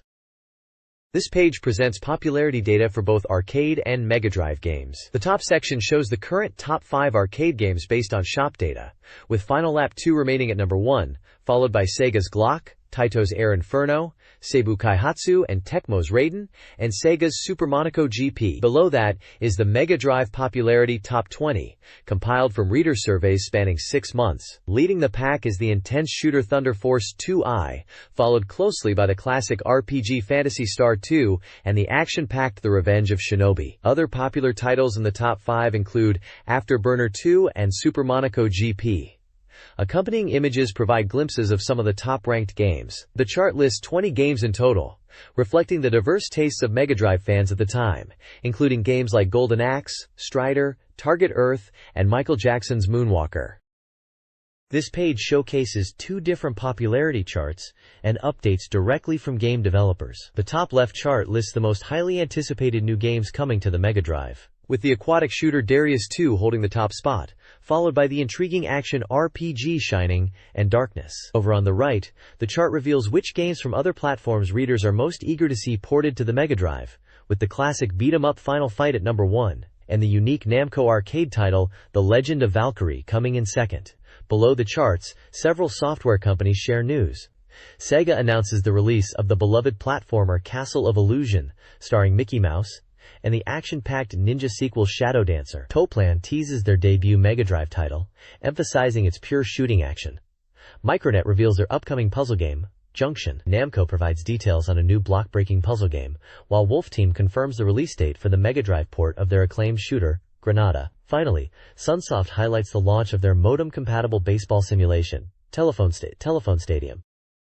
This page provides a comprehensive look at the upcoming software releases for the Mega Drive. It lays out a detailed schedule, listing numerous games with their planned release dates, genres, developers, cartridge sizes, and prices. You can see specific dates for titles like the anticipated shooter Darius 2, which was highlighted on the previous page's popularity charts, and the action RPG Shining in the Darkness, also a fan favorite awaiting release. The schedule includes a wide variety of genres, from intense shooters like Musha and Gaiaris, to role-playing games such as Wonder Boy and Monster World and Elysia Dragoon. There are also sports titles, strategy games like Ambition of Caesar, and unique entries like Mahjong and pinball games. Many exciting titles are listed with tentative or undecided release dates, promising a packed lineup for the future. This schedule really gives you a sense of the diverse range of experiences coming to the console. This page is the final part of an article series analyzing the competition between the Mega Drive and the Super Famicom. The central theme here is the crucial role of third-party developers in the Mega Drive's success and future growth. The article argues that while Sega's hardware sales are doing well, the real driving force is the increasing number and quality of third-party games. It notes that Sega is attempting to shed its maniac image by releasing games that appeal to a broader audience, highlighting titles like Castle of Illusion starring Mickey Mouse and Michael Jackson's Moonwalker, which are pictured with screenshots. Mentioning contributions from notable developers like Wolf Team, Game Arts, and Technosoft, the text praises their work on games like Ghouls, On Ghosts, Golden Axe, The Revenge of Shinobi, Super Monaco GP, Thunder Force 2i, Burning Force, Columns, and others. It emphasizes that the diversity and quality brought by these partners are key to meeting user expectations. The reviewer concludes that the future of the Mega Drive is heavily reliant on these third parties and encourages Sega to prioritize these relationships. This page discusses Sega's own shooting game lineup, showcasing Whip Rush and Arrow Flash. A significant portion focuses on user expectations for Namco's presence on the Mega Drive, expressing disappointment that many highly anticipated arcade and console hits, like The Legend of Valkyrie and Family Stadium, have not made their way to the platform, while some appear on the PC Engine or Super Famicom. The reviewer notes a strong desire from fans for specific ports on the Mega Drive and feels Namco hasn't fully delivered despite high expectations, showing their upcoming titles Mega Panel and Dangerous Seed. The page also wraps up the current series, announcing a new interview segment starting with Taito regarding Darius 2, and then Namco, inviting reader participation. Finally, a list of recommended year-end games is presented across various platforms, including the Mega Drive, Super Famicom, and PC, featuring titles such as Darius 2, Hard Driven, MU.SH.A, Populous, and Final Fight. This page features the 7th entry in the Game Writer Fura Fura Diary series, focusing on a report from the AM show. The writer explains they'll highlight interesting finds rather than just listing everything. Namco's booth was a major draw, showcasing numerous polygon-based games. Most impressive was the 3-screen version of Winning Run, offering a remarkably realistic driving feel with a clutch pedal. Other Namco highlights included Solvaloo, continuing the legacy of Xevious, a one-person version of Galaxian Cubed, and the shooting game Steel Gunner, alongside the Dragon Spirit sequel, Dragon Saber. Konami presented games like the puzzle title Yu and a sequel to Twinbee, though its name was amusingly unconventional. Other companies also showed notable titles, such as Taito's unique spherical machine, D-Cubed Boss, and Sega's motion simulator, R360, and the 3D fighting racing game Cycle Warriors. Technosoft displayed the Mega Drive version of Thunder Force 2i, and SNK showed off software for their Neo Geo hardware. Overall, the show was crowded, and while many machines were exhibited, few were playable demos. The writer reflects on the future of arcade games, suggesting they may evolve into larger, more simulation-focused experiences, potentially becoming distinct from home console games. This page provides comeback information, covering various new releases in technology and gaming media. First, Pioneer has launched an educational-compatible Laserdisc player, the CLDE-140, featuring a built-in barcode system for easy operation. It can play multiple types of optical discs. Alongside this, they released an LDROM adapter, the DAV100, which allows standard LD players to handle LDROM discs. These discs combine CD-ROM data with Laserdisc video and audio, enabling multimedia applications with vast data storage, a notable step in multimedia tech at the time. In the realm of games and related media, Hobby Japan has released an RPG-like card game called Gal Master I for 3 to 6 players. The page also features a book titled Dennu Yugi Giku, literally, Cyber Game Technique Consideration, by Akira Yamashita, which offers in-depth analysis of games, including major RPGs like Dragon Quest IV and Final Fantasy II-I, as well as strategy titles like Nobunaga's Ambition. The book includes interviews and user discussions, offering a thoughtful look at the game industry. Finally, Enix has released a 1991 Dragon Quest calendar, featuring artwork from Dragon Quest I through IV by Akira Toriyama, which includes 365 monster stickers. The next page is from the magazine's Sound Club section, featuring an article and game music album reviews. The main piece questions whether arranged versions of game music are merely a bonus. It delves into the purpose and value of these albums, noting that they range from synthesizer enhanced tracks to full live performances with musicians and vocalists, prompting consideration of why fans buy them and how they relate in value to the original game soundtracks. The page also reviews 4 game music albums. Pre-Primer is presented as a New Age arrangement album featuring music from titles like YS and Sorcerian, and The Dragon Knight. Chapter of the Water Jewels album is an image album based on the PC Engine game, incorporating drama segments and voice actors alongside arrangements. There's a review for ST Band Live, capturing a live performance by Sega's own sound team band. Lastly, Dragon Quest in Brass 2 showcases a brass orchestra arrangement of music from the Dragon Quest series, highlighting its popularity and the suitability of brass for certain expressive moments. This page continues the discussion on game music arrangements and presents a list of recommended albums selected by the magazine's Sound Club. The article suggests these albums offer notable arrangements worth listening to. Among the highlights are albums like Video Game Music and Super Xevious, both featuring arrangements potentially involving members like Harumi Hosono. There's also Winning Run and Final Lap 2/3, noted for using various arrangements including a mix of tracks and contributions from composers like Shinji Hoso. Music from Hydlide offers jazz arrangements, while Namco Best Hit Parade features lively vocal covers from games like Wonder Momo. Albums for Power Drift and various Mega Drive titles, Dirt Fox with arrangements by the original composer Shinji Hoso, and This Is Namco which includes unique interpretations like a saxophone version of Xevious, are also reviewed. The page also features a live schedule, announcing a series of live video concerts by Sega's ST Band and Taito's Zuntata across Japan, promoting their joint concert album and video release. Finally, there's a focus on the PC Engine game Honey in the Sky and Road, featuring its album cover art. The accompanying text describes the game, a cute shooting game, and notes the album contains both original and arranged tracks, with the arrangements likely intended to enhance the sound beyond the PC Engine's capabilities. This page is part 2 of the Hot-Blooded Mega Drive Declaration Special Series, featuring an interview with Toho. The page shows the title, the interview text, and a photo of Junichi Kakuta from Toho's image production division. Toho, known for character-based games like Godzilla and Moyero Onisan on the Famicom, is entering the Mega Drive market. Their first game is Heavy Unit, which marks a challenge into a new genre and differs from their previous work. Kakuta explains their motivation was to try out an unfamiliar genre on a new medium. They are considering communication features like the Mega Modem, possibly exploring simple host systems to find users, with plans to start next year. While they have relationships with software houses that could handle development, they are currently focused on other areas. They are also interested in the Game Gear, seeing potential when the portable market stabilizes and is more widely accepted. They acknowledge the challenge of keeping up with new media and preparing products quickly, but prefer not to chase initial profits aggressively. The interview highlights Teresaho's strategic entry and exploration of new possibilities on the Mega Drive platform. This page continues the interview with Toho regarding their entry into the Mega Drive market. Toho plans to release one Mega Drive title per year going forward. They aren't currently planning to use characters unless a specific character is a perfect fit for the Mega Drive platform. The interview discusses their first Mega Drive title, Heavy Unit. It was delayed because the initial version wasn't satisfactory, leading to a restart in development.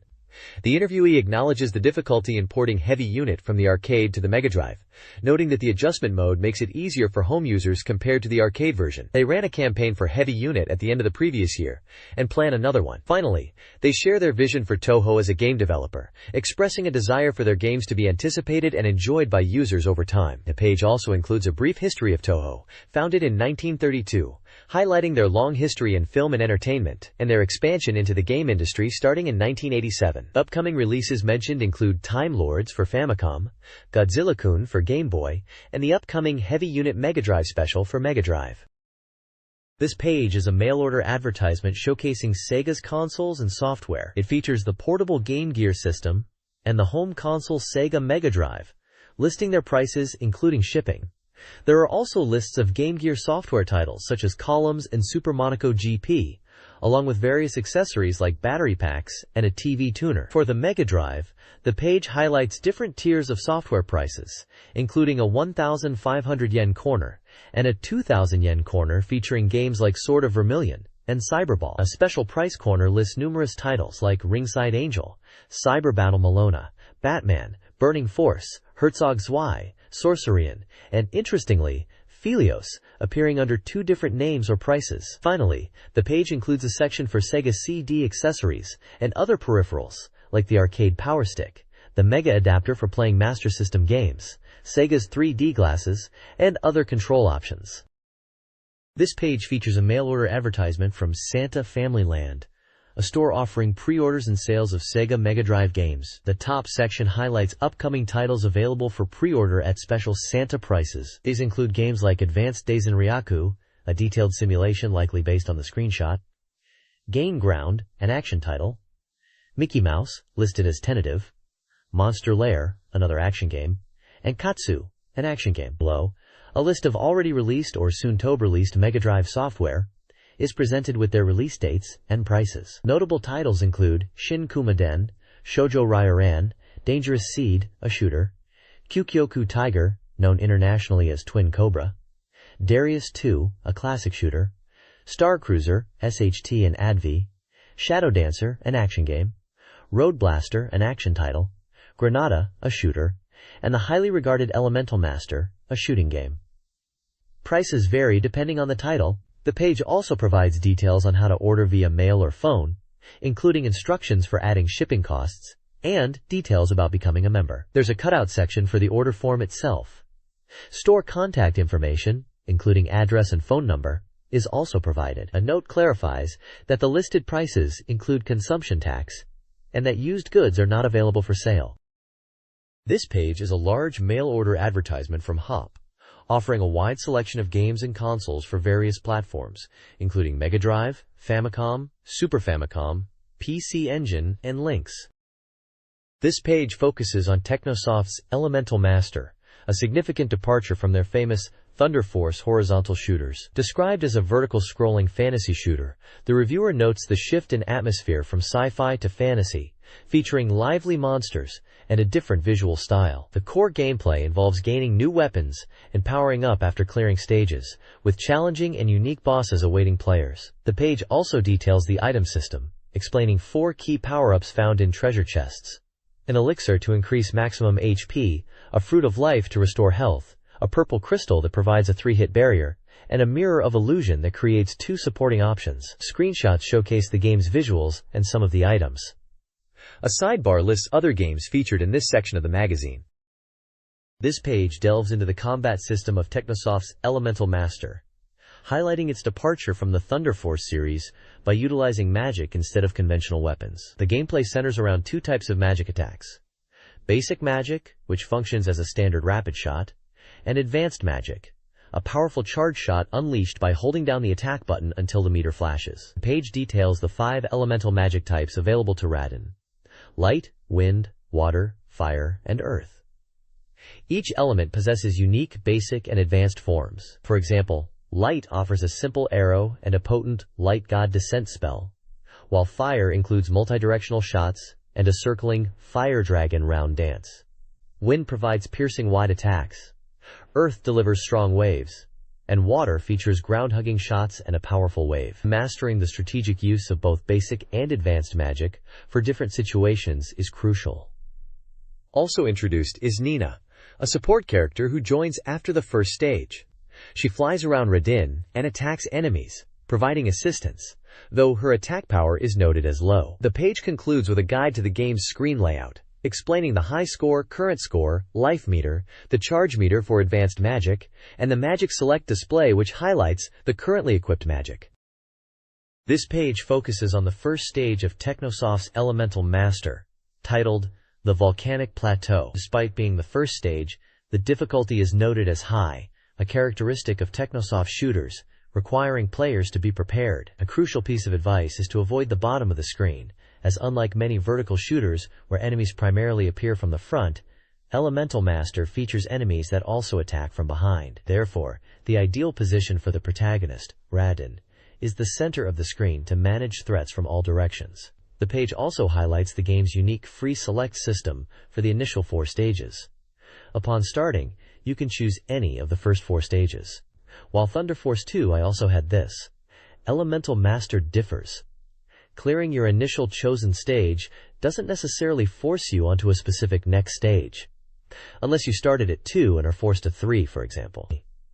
Instead, after clearing the first stage you selected, you often have the freedom to choose any of the remaining initial stages again. Detailed path guides with screenshots for parts of the stage are shown, pointing out specific hazards like enemies appearing from behind, the need to maneuver carefully through rocky areas, deadly lava flows, volcanic rocks that fly out, fire pillars from the ground, and the fire dragon boss whose weak point is its head. Mastering movement and rear attacks is emphasized for survival.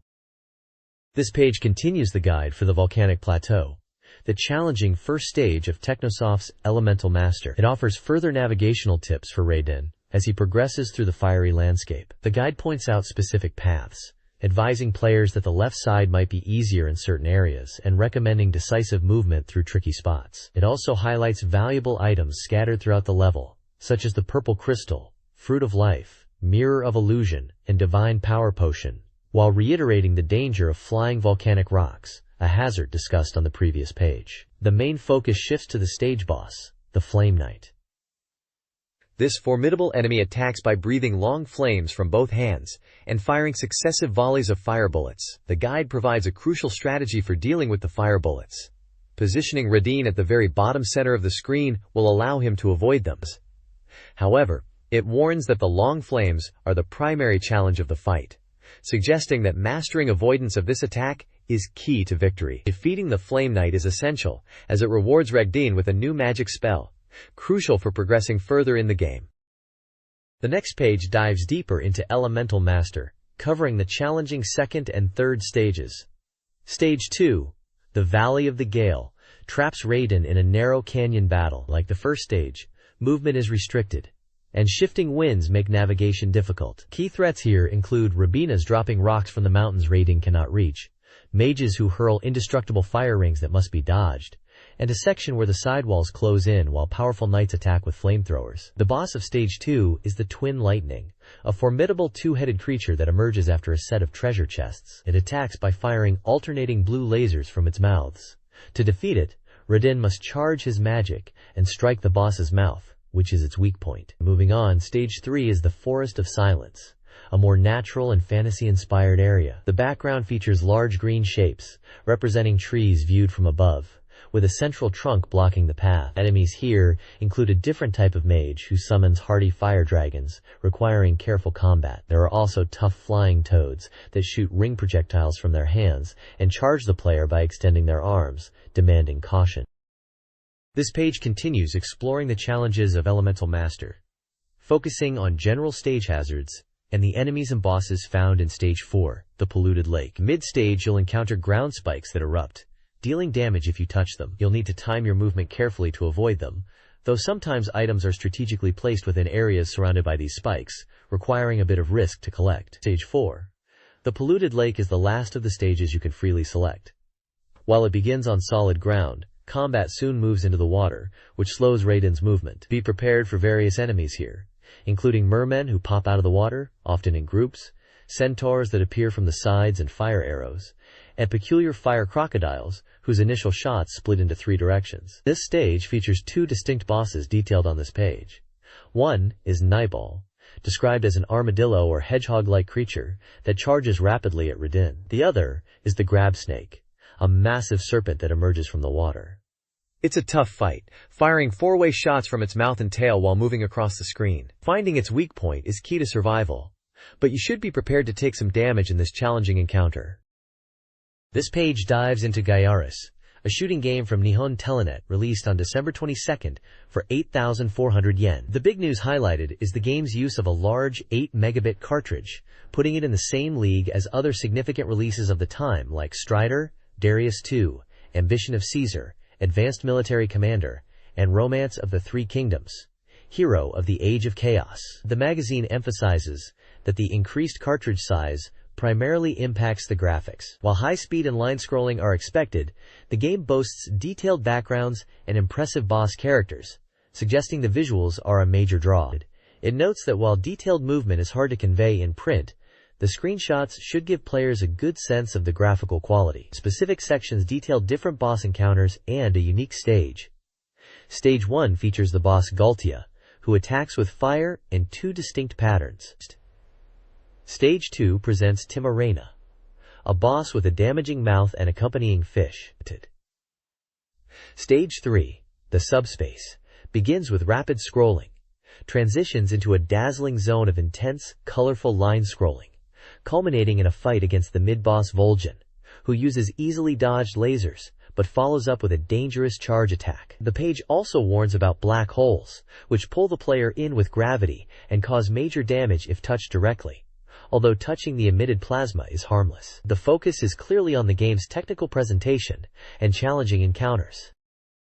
The next page continues the breakdown of Gyarus, moving into the later stages. First up is the Space Temple, a large area with branching paths and plenty of traps, so you can't let your guard down. You'll face the mid-boss Vol'jin right away, the same one you saw in the Subspace stage, making it a quick fight. Watch out for the guillotine traps, but if you're powered up, they're not a big issue.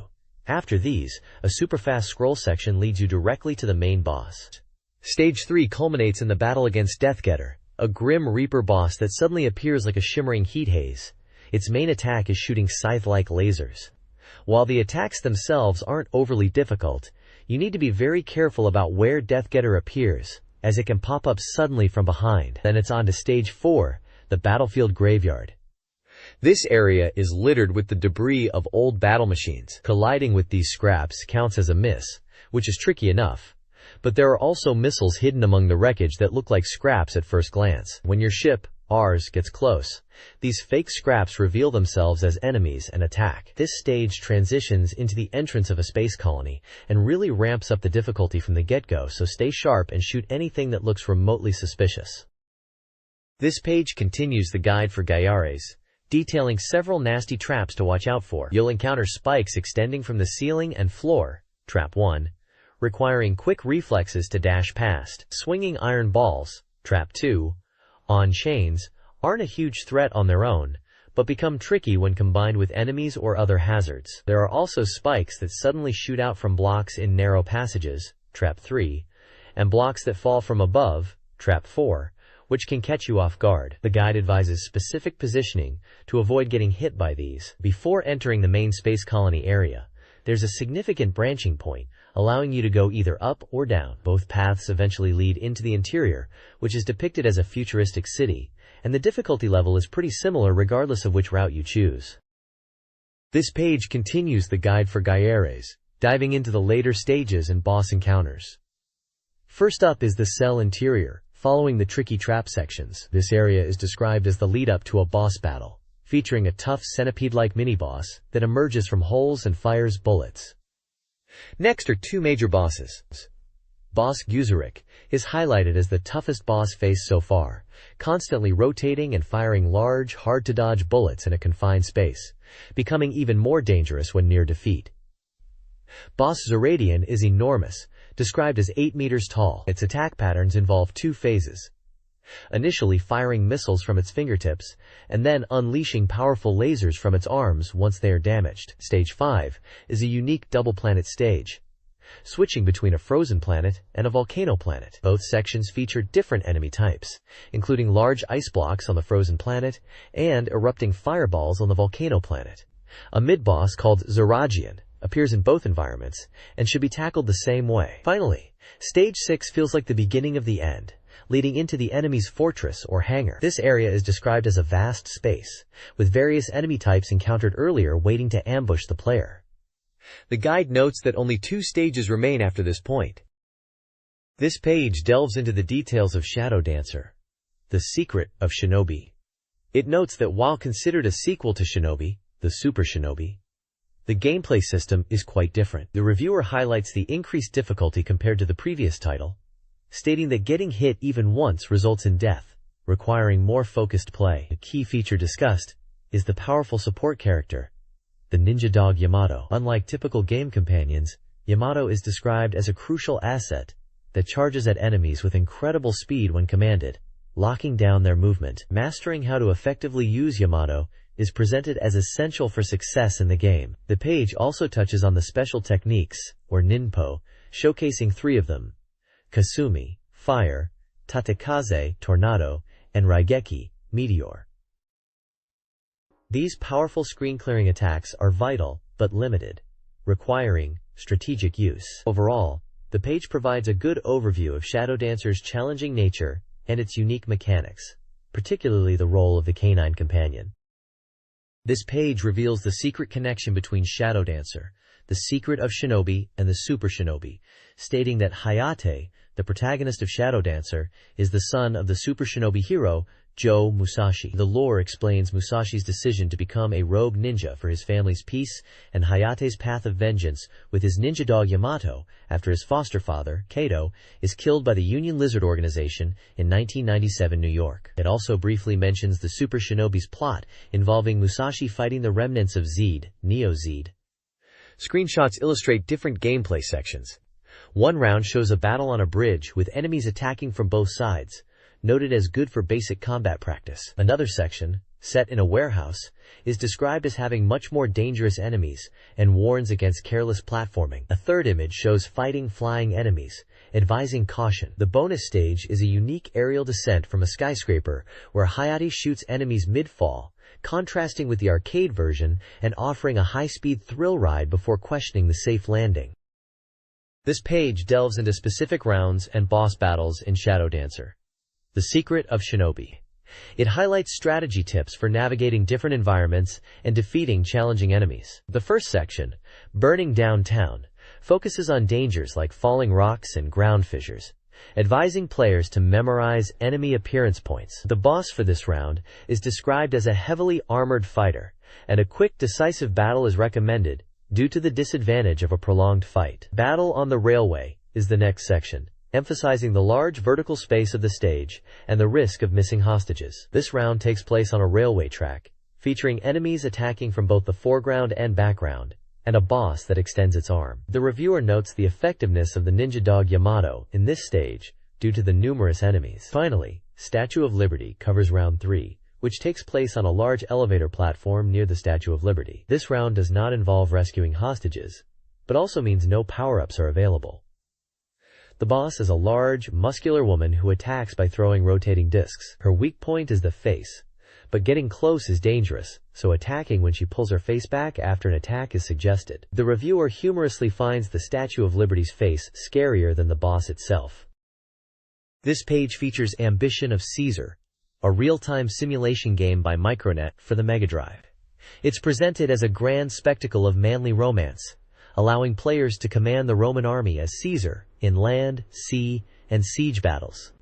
The game promises a full-fledged historical simulation experience, following titles like Super Daizen-Ryaku. A key highlight is the real-time system, which sets it apart from turn-based strategy games. Action is constant, only pausing when issuing commands, offering a thrilling pace as the enemy is always on the move. The page shows screenshots of the main game interface, featuring a hexagonal map grid, unit status displays, and a battle scene at the bottom, along with an options menu. The game mechanics described cover viewing the full map or a zoomed-in hex area, checking unit status, controlling the cursor, adjusting game speed, setting automatic unit withdrawal thresholds, and managing interrupts during battles. While units regenerate after being wiped out, the core objective is to destroy the enemy base before your own is overrun, leading to an endless battle loop until one side achieves victory. The page also hints at the storyline, starting with suppressing pirates and moving towards rescuing Cleopatra in Alexandria. The reviewer highly recommends it for those who enjoy deep simulations,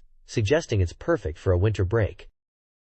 The next page continues the deep dive into Ambition of Caesar, highlighting 2 distinct scenarios players will face in this real-time strategy game on the Mega Drive. Scene 1 focuses on defending Rinamasha Island from pirate invasions, emphasizing strategic defense of key locations and the destruction of enemy ships, while managing limited initial forces and eventual reinforcements. Scene 2 shifts to naval warfare near Egypt, where the primary objective is to protect landing ships making their way to Alexandria from the waiting Egyptian fleet, highlighting the importance of fleet composition and planning along a fixed route. The review points out the game's core strengths: a thrilling real-time system demanding quick reflexes, a large and strategically rich map incorporating terrain features, and powerful battle screens that realistically depict combat engagements, including unit movements, attacks, and casualties. This page solidifies that the game offers varied challenges and a deep, engaging simulation experience. This page details 2 scenarios from Ambition of Caesar, a real-time Mega Drive strategy game, highlighting land and sea battles, map strategy, and combat visuals. This page delves into Star Cruisers, an exciting blend of adventure and 3D shooting for the Mega Drive. The reviewer highlights the impressive 3D polygon graphics, noting how the game realistically depicts spaceships and colonies rotating in the vastness of space, which is quite captivating. While the shooting aspect is very enjoyable, perhaps too much so, drawing focus, there are minor graphical points like enemies occasionally blending with backgrounds. Key features include a target lock-on that flashes red, a radar showing important points, and automated navigation like autocruise and warp by inputting coordinates. The article captures the immersive feeling, making you feel truly transported to the 25th century as the protagonist's space commander. A brief story synopsis outlines the initial peaceful state in the 25th century, disrupted by the dark organization Void, leading the A-class hunter Bradlight on a mission to stop them, with the primary objective being the recapture of their latest ship, the Star Cruiser. Screenshots showcase the game's title logo, some pixel art 3D combat, a detailed polygon model of the Star Cruiser, and a navigation interface. Star Cruiser's next chapter features 2 crucial missions. In Mission 5, Brian uncovers a spy at HQ. Suspicion falls on Diana, Anna, and Jack, but a coded message identifies Jack, who escapes before capture, aided by hidden allies. Mission 6 involves defusing a time bomb within HQ, a race against the clock. Players must navigate the complex base, saving immediately at the countdown. Freddy, the robot, defuses the bomb, then reveals the stolen Star Cruiser's location, Mars. Brian, Gibson, and Diana prepare to pursue the ship aboard Gibson's warp-capable vessel. The article also details Star Cruiser's features. Auto-cruise and warp navigation simplify travel.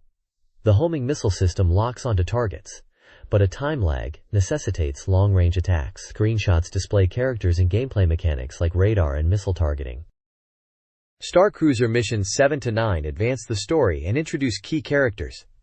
The human file aids in tracking characters like Jack, Diana, and others. Mission 7 sends players to Mars to find Jack, leading to a clue about a void base. Mission 8 involves a difficult shooting sequence and dungeon crawling to reclaim the Star Cruiser. Mission 9 sees Jack attacking Earth, leading to a blocked path to Titan. Players must engage in their first 3D space combat against numerous, fast-moving enemy ships using homing missiles. Landing on Titan requires defeating many ships, promising a challenging battle. Screenshots showcase character portraits, locations, and the combat interface. Following the Star Cruiser's reclamation, Missions 10 and 11 focus on upgrading your ship to combat the void. Mission 10. Strong enemy appears? Strengthen the Star Cruiser. Quote, involves finding enhancement parts on Io to prepare for the Katie Sark, an advanced enemy flagship. Time is a factor due to Io's volcanic heat. You'll need information from Gibson. Mission 11. Defeat the Katie Sark and protect the gravity catapult. Quote, pits you against the Katie Sark commanded by the Void Soul System Commander, Domo Fusuki, near Earth. Katie Sark is formidable, requiring multiple attempts to defeat. Save before the encounter. To celebrate the release, Messiah is giving away promotional videos and a Star Cruiser model, based on promotional artwork. To enter, send a postcard with personal details and preferences for merchandise. This page features Mega Panel from Namcot, an original action puzzle game. The core concept is simple. Match 3 or more identical blocks either vertically or horizontally to make them disappear. Blocks fall automatically to fill gaps, but the challenge intensifies as blocks gradually rise from the bottom of the screen over time. The game offers several modes. Exercise mode features exotic and oriental visuals, with characters like camels, UFOs, and praying people. Pin-up mode includes slightly more adult female characters, encouraging you to push through and clear stages. Versus mode pits you against opponents, featuring cute characters such as pandas and angels. The reviewer finds the game simple, yet surprisingly deep and addictive, noting that the increasing block height adds significant pressure. They also praise the visuals and sound, describing them as stimulating and leading to an almost hypnotic state. The page also introduces Patrick J. Crowley, a character who appears in exercise mode playing guitar and is credited with the game's anthem. Screenshots visually demonstrate the core block matching mechanic and illustrate some of the in-game reactions. This page continues the exploration of the action puzzle game, Mega Panel, focusing specifically on the one-player practice or exercise mode. It explains that this mode is structured into 4 lessons covering rounds 1 through 30, designed to teach the game's mechanics and challenge players. Clearing 100 blocks raises the level and increases difficulty, but failing to clear blocks quickly will also speed up their ascent from the bottom. The mode ends immediately if you miss a block, so precision is key. The visuals continue the exotic theme, with images of Patrick J. Crowley, a camel, an alien, and figures that appear to be from different historical or mythological settings. The scoring system is detailed, showing points awarded for clearing multiple blocks at once. 10 points for 3 blocks, 50 for 4, 100 for 5, 200 for 6, 400 for 7, and a substantial 800 points for clearing 8 blocks. The page also explains how scores are calculated for clearing multiple lines or creating chains, multiplying the base points by the number of lines, and an additional factor. The reviewer suggests that while starting with 3 block clears is fine, mastering the technique to clear 8 at once is incredibly satisfying and rewarding. Screenshots illustrate high scoring opportunities from clearing large groups of blocks. This page dives into Mega Panel's Pinup mode, highlighting it as the main attraction. The mode involves clearing blocks on the right side of the screen to break away panels and reveal hidden images underneath. Clearing 4 or more blocks triggers bombs that help destroy panels faster. The goal is to clear the blocks efficiently to uncover the complete picture, and the text mentions the satisfaction of doing so. The page also features profiles of several female characters showcased in this mode. Each character has a name, age, pixel art image, and a short personal blurb. Featured characters include Takai Miho, 15, talking about her love for cats; Anna Legin, 14, dreaming of becoming a witch; Hoshino Yumiko, 19, discussing her car and desire for a boyfriend; Combat Doll, who sees herself as a brave warrior protecting the earth; Yamashina Kaiko, 22, a bunny girl who dislikes rude middle-aged customers; and Tanaka Akiko, 17, an ice cream-loving cheerleader who is concerned about gaining weight. These profiles give a glimpse into the personalities associated with the pin-up images revealed in the game. This page continues our look at Namco's Mega Panel, introducing more characters featured in the pin-up mode and detailing the competitive versus mode. You'll find profiles for Kawa no Yuki, 16, who loves volleyball; Finny Florin, 16, a fantasy enthusiast; Matsuda Hiromi, 17, who enjoys showering after tennis; and Jean Brown, 18, who talks about sunbathing and getting a tan. Each comes with unique pixel art and a short personal blurb. The main event here is the exciting 2-player versus mode. Compete against a friend in best-of 3 matches using the core block clearing mechanics. Chain combos and clear over 20 blocks to send special attack or defense items to your opponent. Clearing attack items bombards them with unbreakable garbage blocks, while clearing defense items helps you clear their garbage. The strategy revolves around constantly disrupting your opponent while clearing your own board. The game allows setting different starting levels, useful for handicaps. On top of the strategic gameplay, the versus mode features cute panda characters and catchy music, making 2-player battles incredibly fun. There's also a fun illustration and mention of twin idol singers and their song, adding to the game's charm. This page dives into the action game Granada, focusing on strategy for levels 5 through 7. Published by Wolf Team and released on November 10th for 6,800 yen, this is the second part of a thorough strategy guide. The article notes that the difficulty ramps up in these later stages, emphasizing the need to push through and aim for the ending. Granada is an all-directional scrolling action game where you pilot a powerful tank-like vehicle, destroying designated targets and ultimately defeating the final boss. It's highlighted as a high-quality port of the popular X68000 version. A key focus is mastering the 2 weapon types: the normal shot for continuous fire, great for fast enemies, and the powerful but non-continuous blaster for tougher foes. A unique mechanic is the fixed turret mode, activated by holding the B button, allowing you to move while firing in a locked direction. The page also mentions helpful support units, like attack boosts or barriers, found on the map, urging players to pick them up as there are 5 beneficial types in total. A Granada Can Growth Album section humorously illustrates different gameplay scenarios with screenshots, covering tips like surviving, being crushed, being careful in high places, navigating mazes, relying on the radar, and quickly dodging rolling rocks. It notes that these growth stats, endurance, experience, knowledge, agility, are just for fun and not actual game mechanics.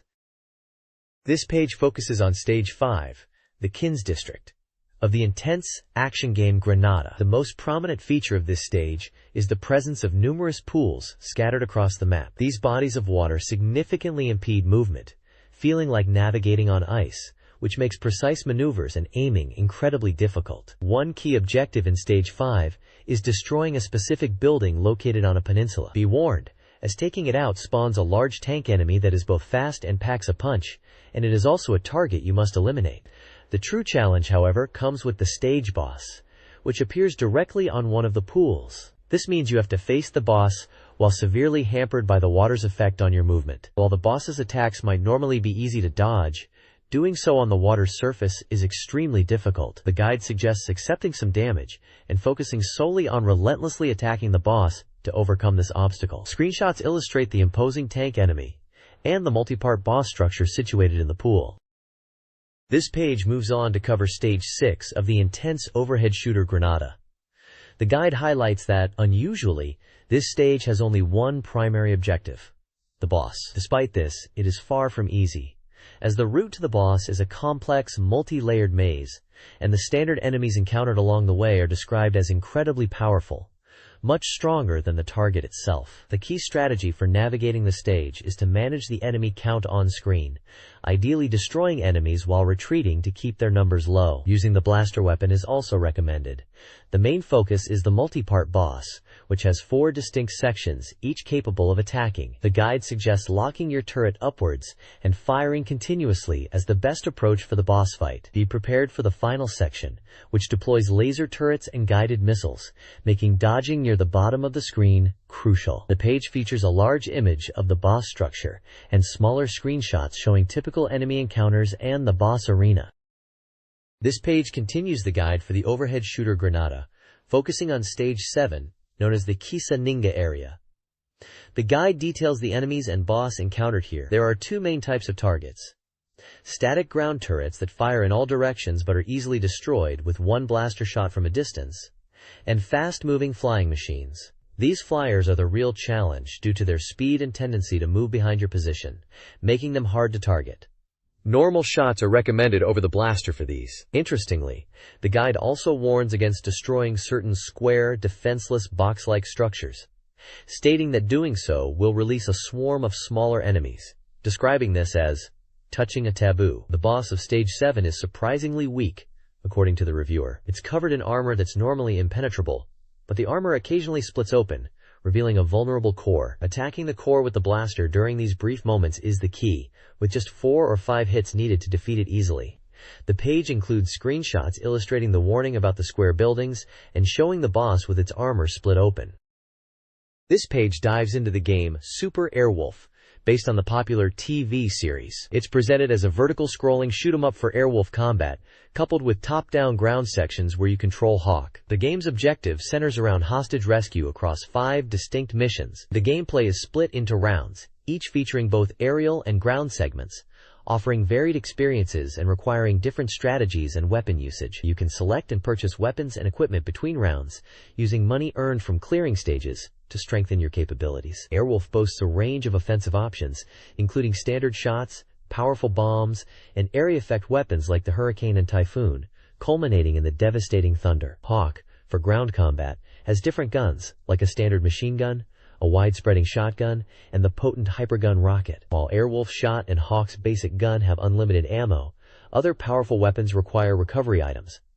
Support items are also available, but are limited. Airwolf's primary shot can be powered up in 3 stages by collecting capsules, and other power-ups increase bomb or special weapon counts. The screenshots on the page showcase both the aerial and ground combat perspectives, along with glimpses of some weapon effects and power-up icons.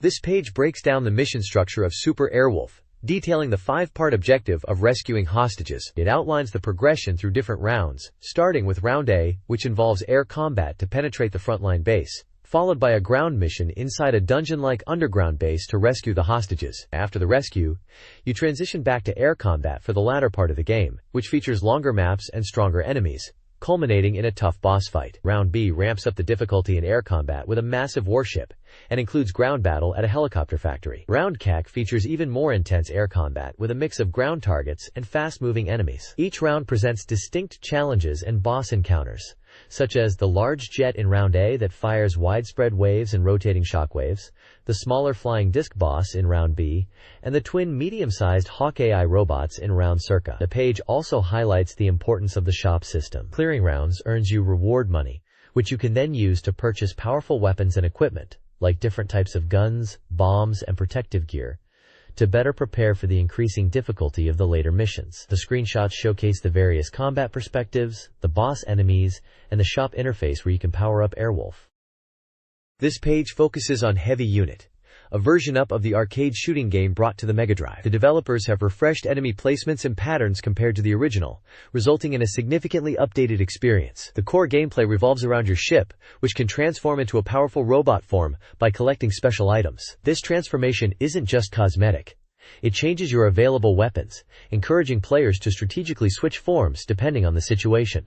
The robot form is noted for its powerful homing shots. The page also highlights the option mode, allowing players to record their progress via passwords, and even change the screen colors. Key items are detailed, including power-ups that boost firepower and add missiles or homing shots, transformation items to switch between forms, energy shields to block incoming enemy fire, speed items to increase movement, though caution is advised against excessive speed, and one-ups to gain extra lives, which appear in later stages. Mastering item collection is presented as crucial for survival against the tough enemies. Screenshots display the game in both ship and robot forms, the option screen, and the various item icons with their effects.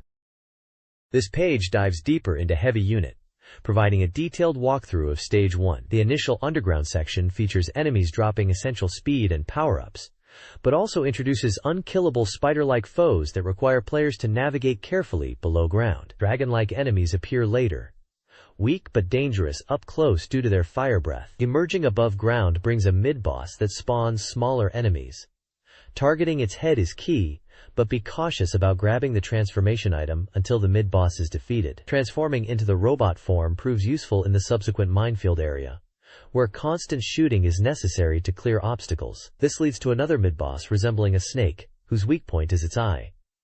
Defeating it yields a valuable one-up, though it's placed in a challenging spot. The page concludes by detailing the Stage 1 boss battle. The boss separates a part of itself which charges at the player, requiring quick reflexes. Centipede-like enemies then attack, which are easy to defeat if powered up. The boss's weak point is revealed after dealing with the centipedes, located at the bottom of the screen. Players are warned not to get too close while attacking. The screenshots illustrate key moments from the underground and ground levels, the mid-bosses, and the final boss encounter.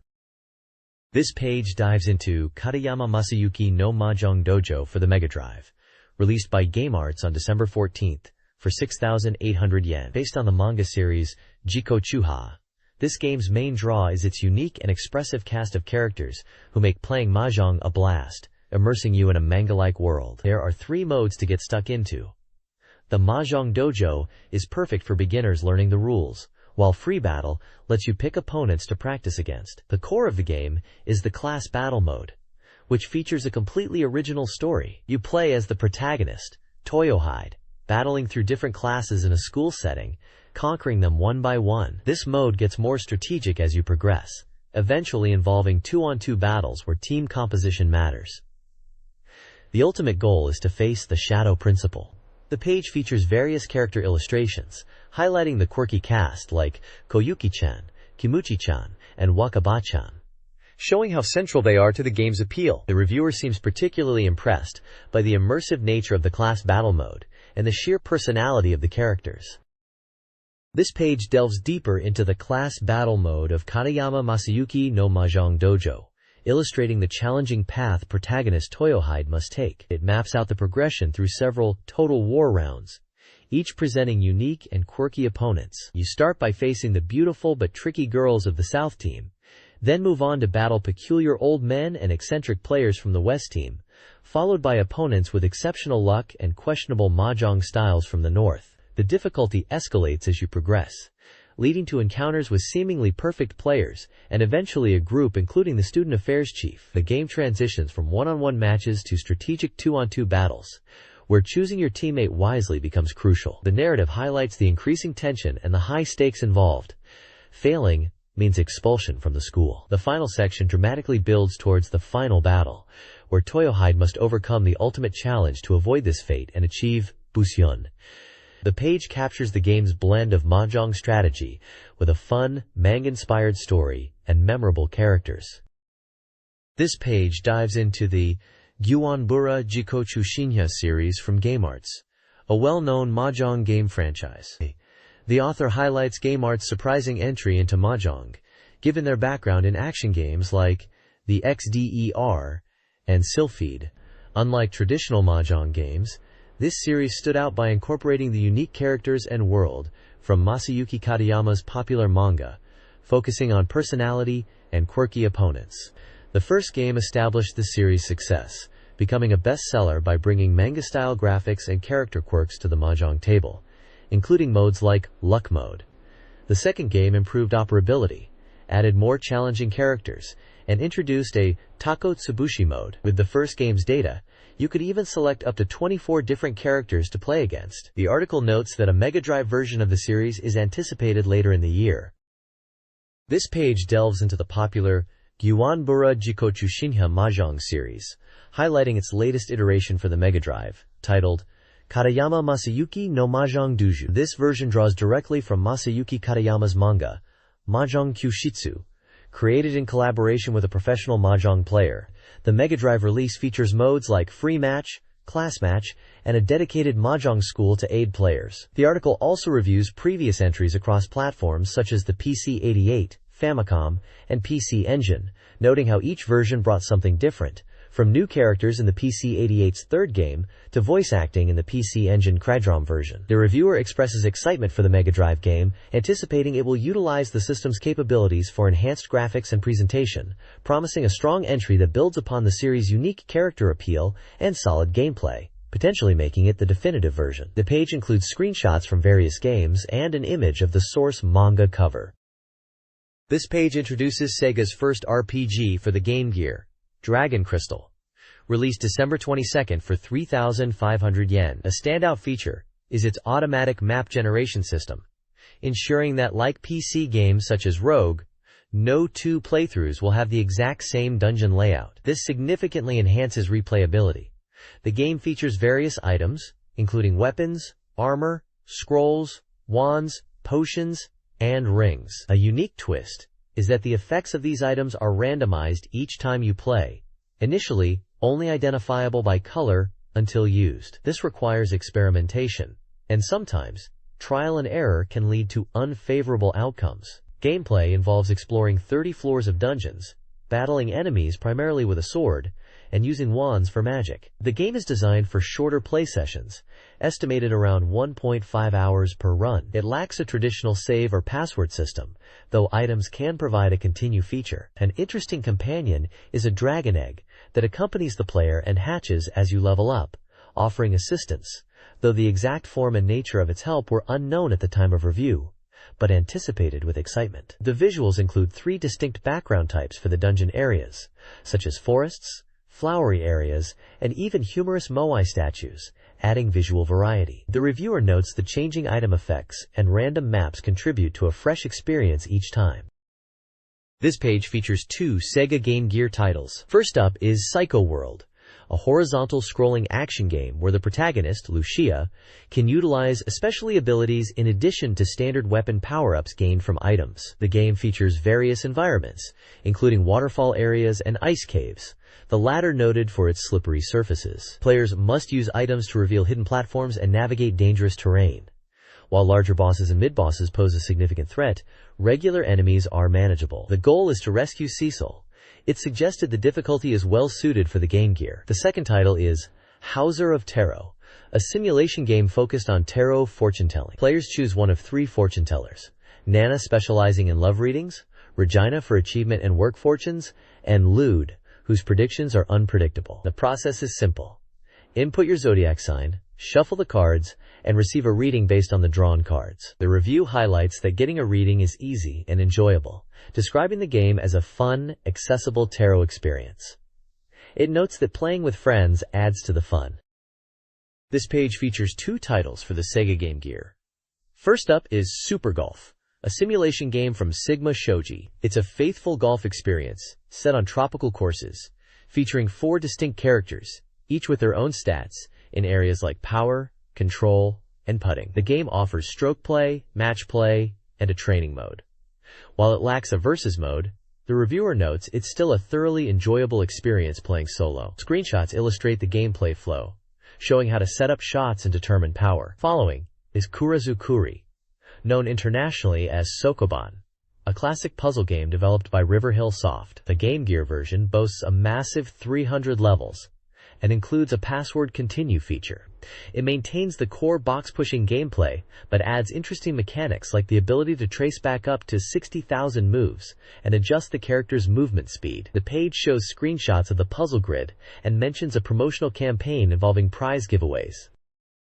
This page is dedicated to Pop Breaker, an action puzzle game for the Sega Game Gear developed by Microcabin. The article corrects a previous report, confirming that the retail version includes a password save feature every 10 stages, in addition to unlimited continues. Described as a challenging action puzzle, the game tasks players with controlling a vehicle called Diana, which can move in 4 directions to destroy targets. There are 3 variations of Diana, each with a different weapon placement that influences gameplay strategy. The levels are filled with various traps and enemies. These include breakable and reflective walls, needles that cause instant misses, floors that push the player back, and enemies that attack from off-screen or reflect the player's own shots. A specific revenge device enemy retaliates with 4 directional shots when damaged. The game also features boss battles, which often require utilizing the reflective blocks to land hits while dodging the boss's reflected attacks. If you get a game over and choose to continue, you'll restart the game 1 stage before you died. The page includes screenshots of the title screen, gameplay, different enemy types and traps, character art during intermissions, and the continue screen.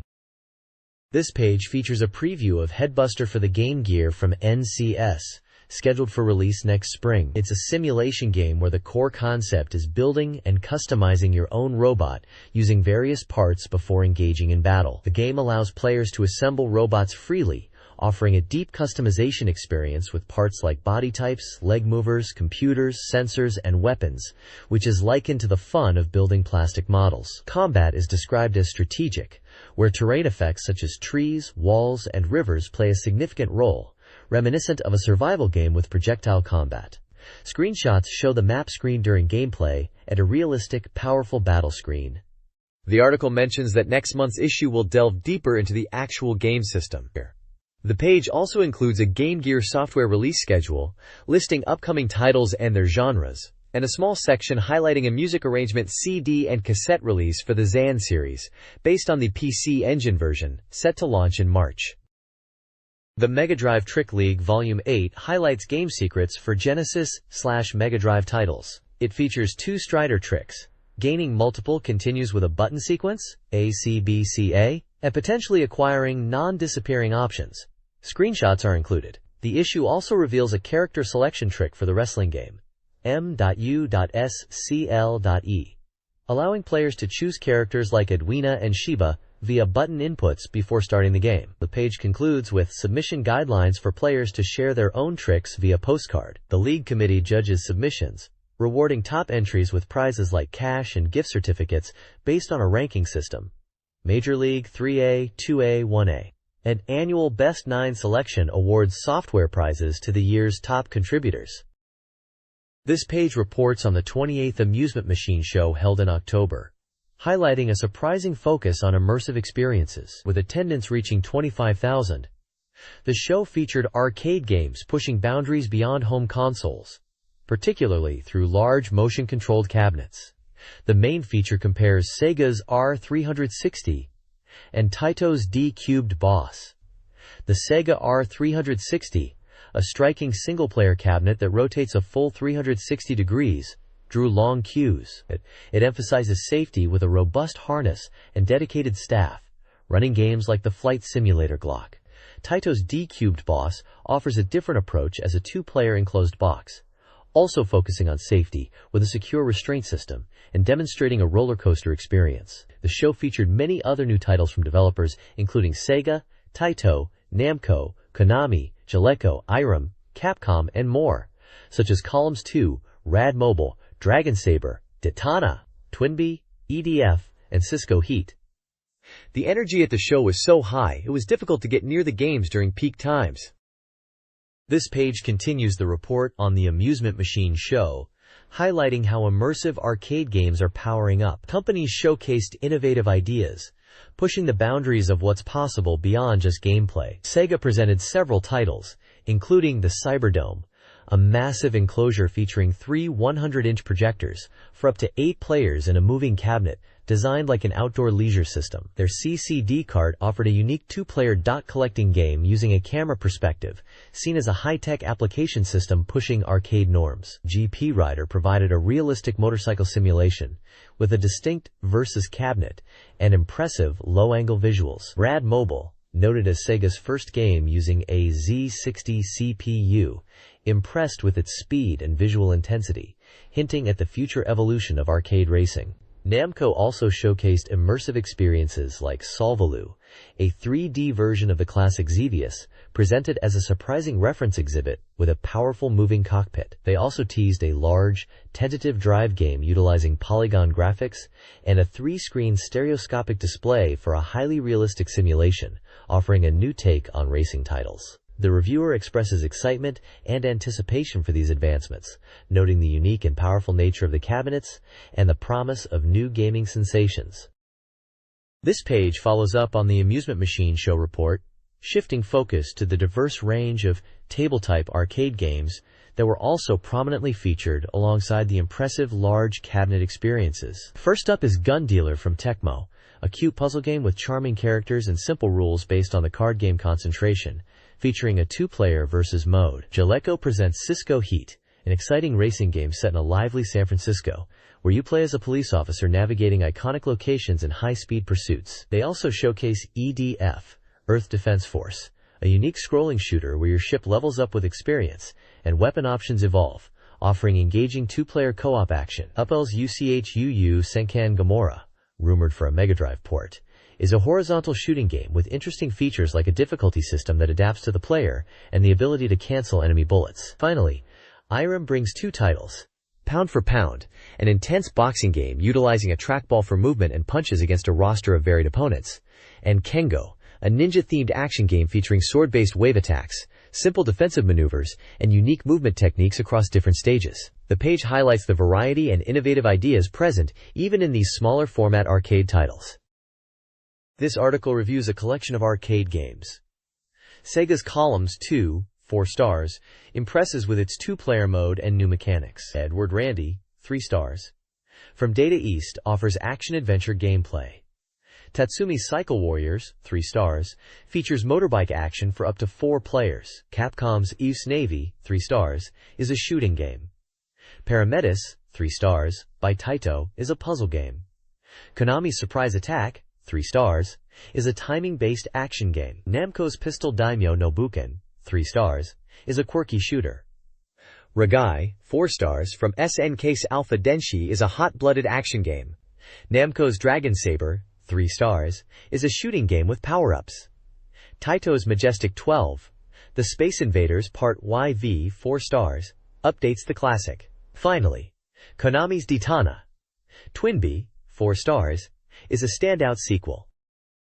This page presents a reader gift campaign offering a variety of prizes. BeepMD magazine is giving away a selection of items, focusing on Sega Genesis/Master System games and related merchandise. Up for grabs are popular titles like Dynamite Duke, Granada, Mega Panel, Shadow Dancer, and Junction, each with a screenshot and publisher listed, offered to 5 lucky winners each. Also featured are Master System titles like Hoshi Osagashite, Searching for the Stars, Captain Silver, Blade Eagle, Solomon's Key, and Monster World, depicted with their cartridge art and allocated to smaller numbers of winners. Beyond games, the campaign includes collectible items like Capcom posters featuring artwork from Us Navy, Capcom telephone cards in a 2-card set, a compilation music CD titled This is Namco, featuring VGM arrangements, and an RPG reference book focusing on Japanese fantasy. These non-game items are offered in varying quantities, with the posters having the most winners at 30 and the RPG book at 20, while the Flash Fighter card game/book is limited to 1 winner. The application requires filling out a survey postcard and mailing it by the December 8th deadline. Winners will be announced in the January issue. Overall, it's a generous giveaway covering a diverse range of gaming and related interests for the magazine's readers. This page showcases a special mail-order offering from Technosoft, featuring their game music creds. Volume 1 includes tracks from Thunder Force 2, Kuga, Operation Code, Vapor Trail, and Blue Almanac. Volume 2 presents music from the real-time strategy classic Herzog Zwei and Shin Kuga, likely a follow-up or related title. Volume 3 focuses on Thunder Force 2i, offering both original and arranged versions of its iconic soundtrack.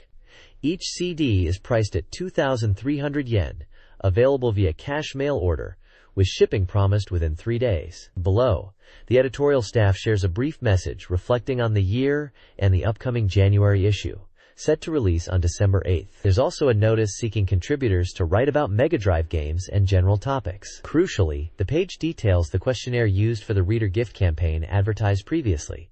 This survey delves into demographics like gender, age, and occupation. It also asks readers about their Mega Drive ownership and whether they purchased specific titles like Michael Jackson's Moonwalker, Burning Force, and Granada. Curiously, it also asks if they bought the arcade game Moo Moo World, which is not a Genesis title, perhaps an error, or related to a potential port query later. The survey concludes by asking about future game purchase interests, desired Taito ports, where Moo Moo World would make sense, and their picks for the best or worst Mega Drive software. This page announces Elemental Master, Technosoft's fourth title on the Mega Drive, boldly proclaiming, "Here, a new legend," and hailing it as their terrifying fourth installment, following previous sensations on the console. Described as a fantasy action shooting game, the page highlights its upcoming release date of December 14th. The screenshots give a glimpse of the game's top-down vertical scrolling gameplay, showcasing intense bullet patterns and mythical creature bosses. A stage select screen is also featured, showing previews of diverse environments like a rocky area, a lush forest, and an icy river stage, suggesting a non-linear level progression. The game is priced at 6,800 yen, excluding tax. The next page brings us to Thunder Force 2 Eyes, a cornerstone of the Mega Drive shooter library from Technosoft. The striking artwork features the legendary Fire Leo boss alongside the player ship, with the bold headline proclaiming, "It begins." This is a premier horizontal scrolling shooter, celebrated here for its advanced line scrolling techniques and numerous stage gimmicks. Key features highlighted include large, detailed enemy sprites, adjustable ship speed, enhanced weapon systems, and exceptional audio quality with clear voice samples and stereo sound effects. The page even points out that Kaoru and Kanako from Technosoft's Gals Club contributed voice work. Two small screenshots give a taste of the intense action and diverse environments. Thunder Force 2 I was a critical success, released at a price of 6,800 yen.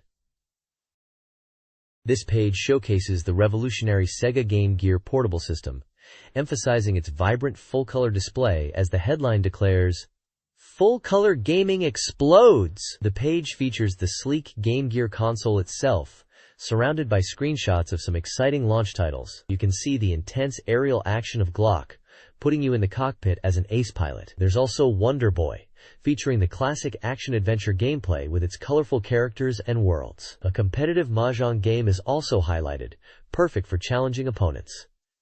The text praises the system's powerful performance and the exciting new games available. Beyond gaming, the page also promotes the innovative TV Tuner Pack accessory, which allows you to watch television broadcasts right on the Game Gear's color screen, turning it into a portable TV. The Game Gear console is priced at 19,800 yen, with the featured games like Glock and Wonder Boy listed at 3,500 yen each, and the TV Tuner Pack at 12,800 yen. It's clear this page is a major push for Sega's powerful new handheld,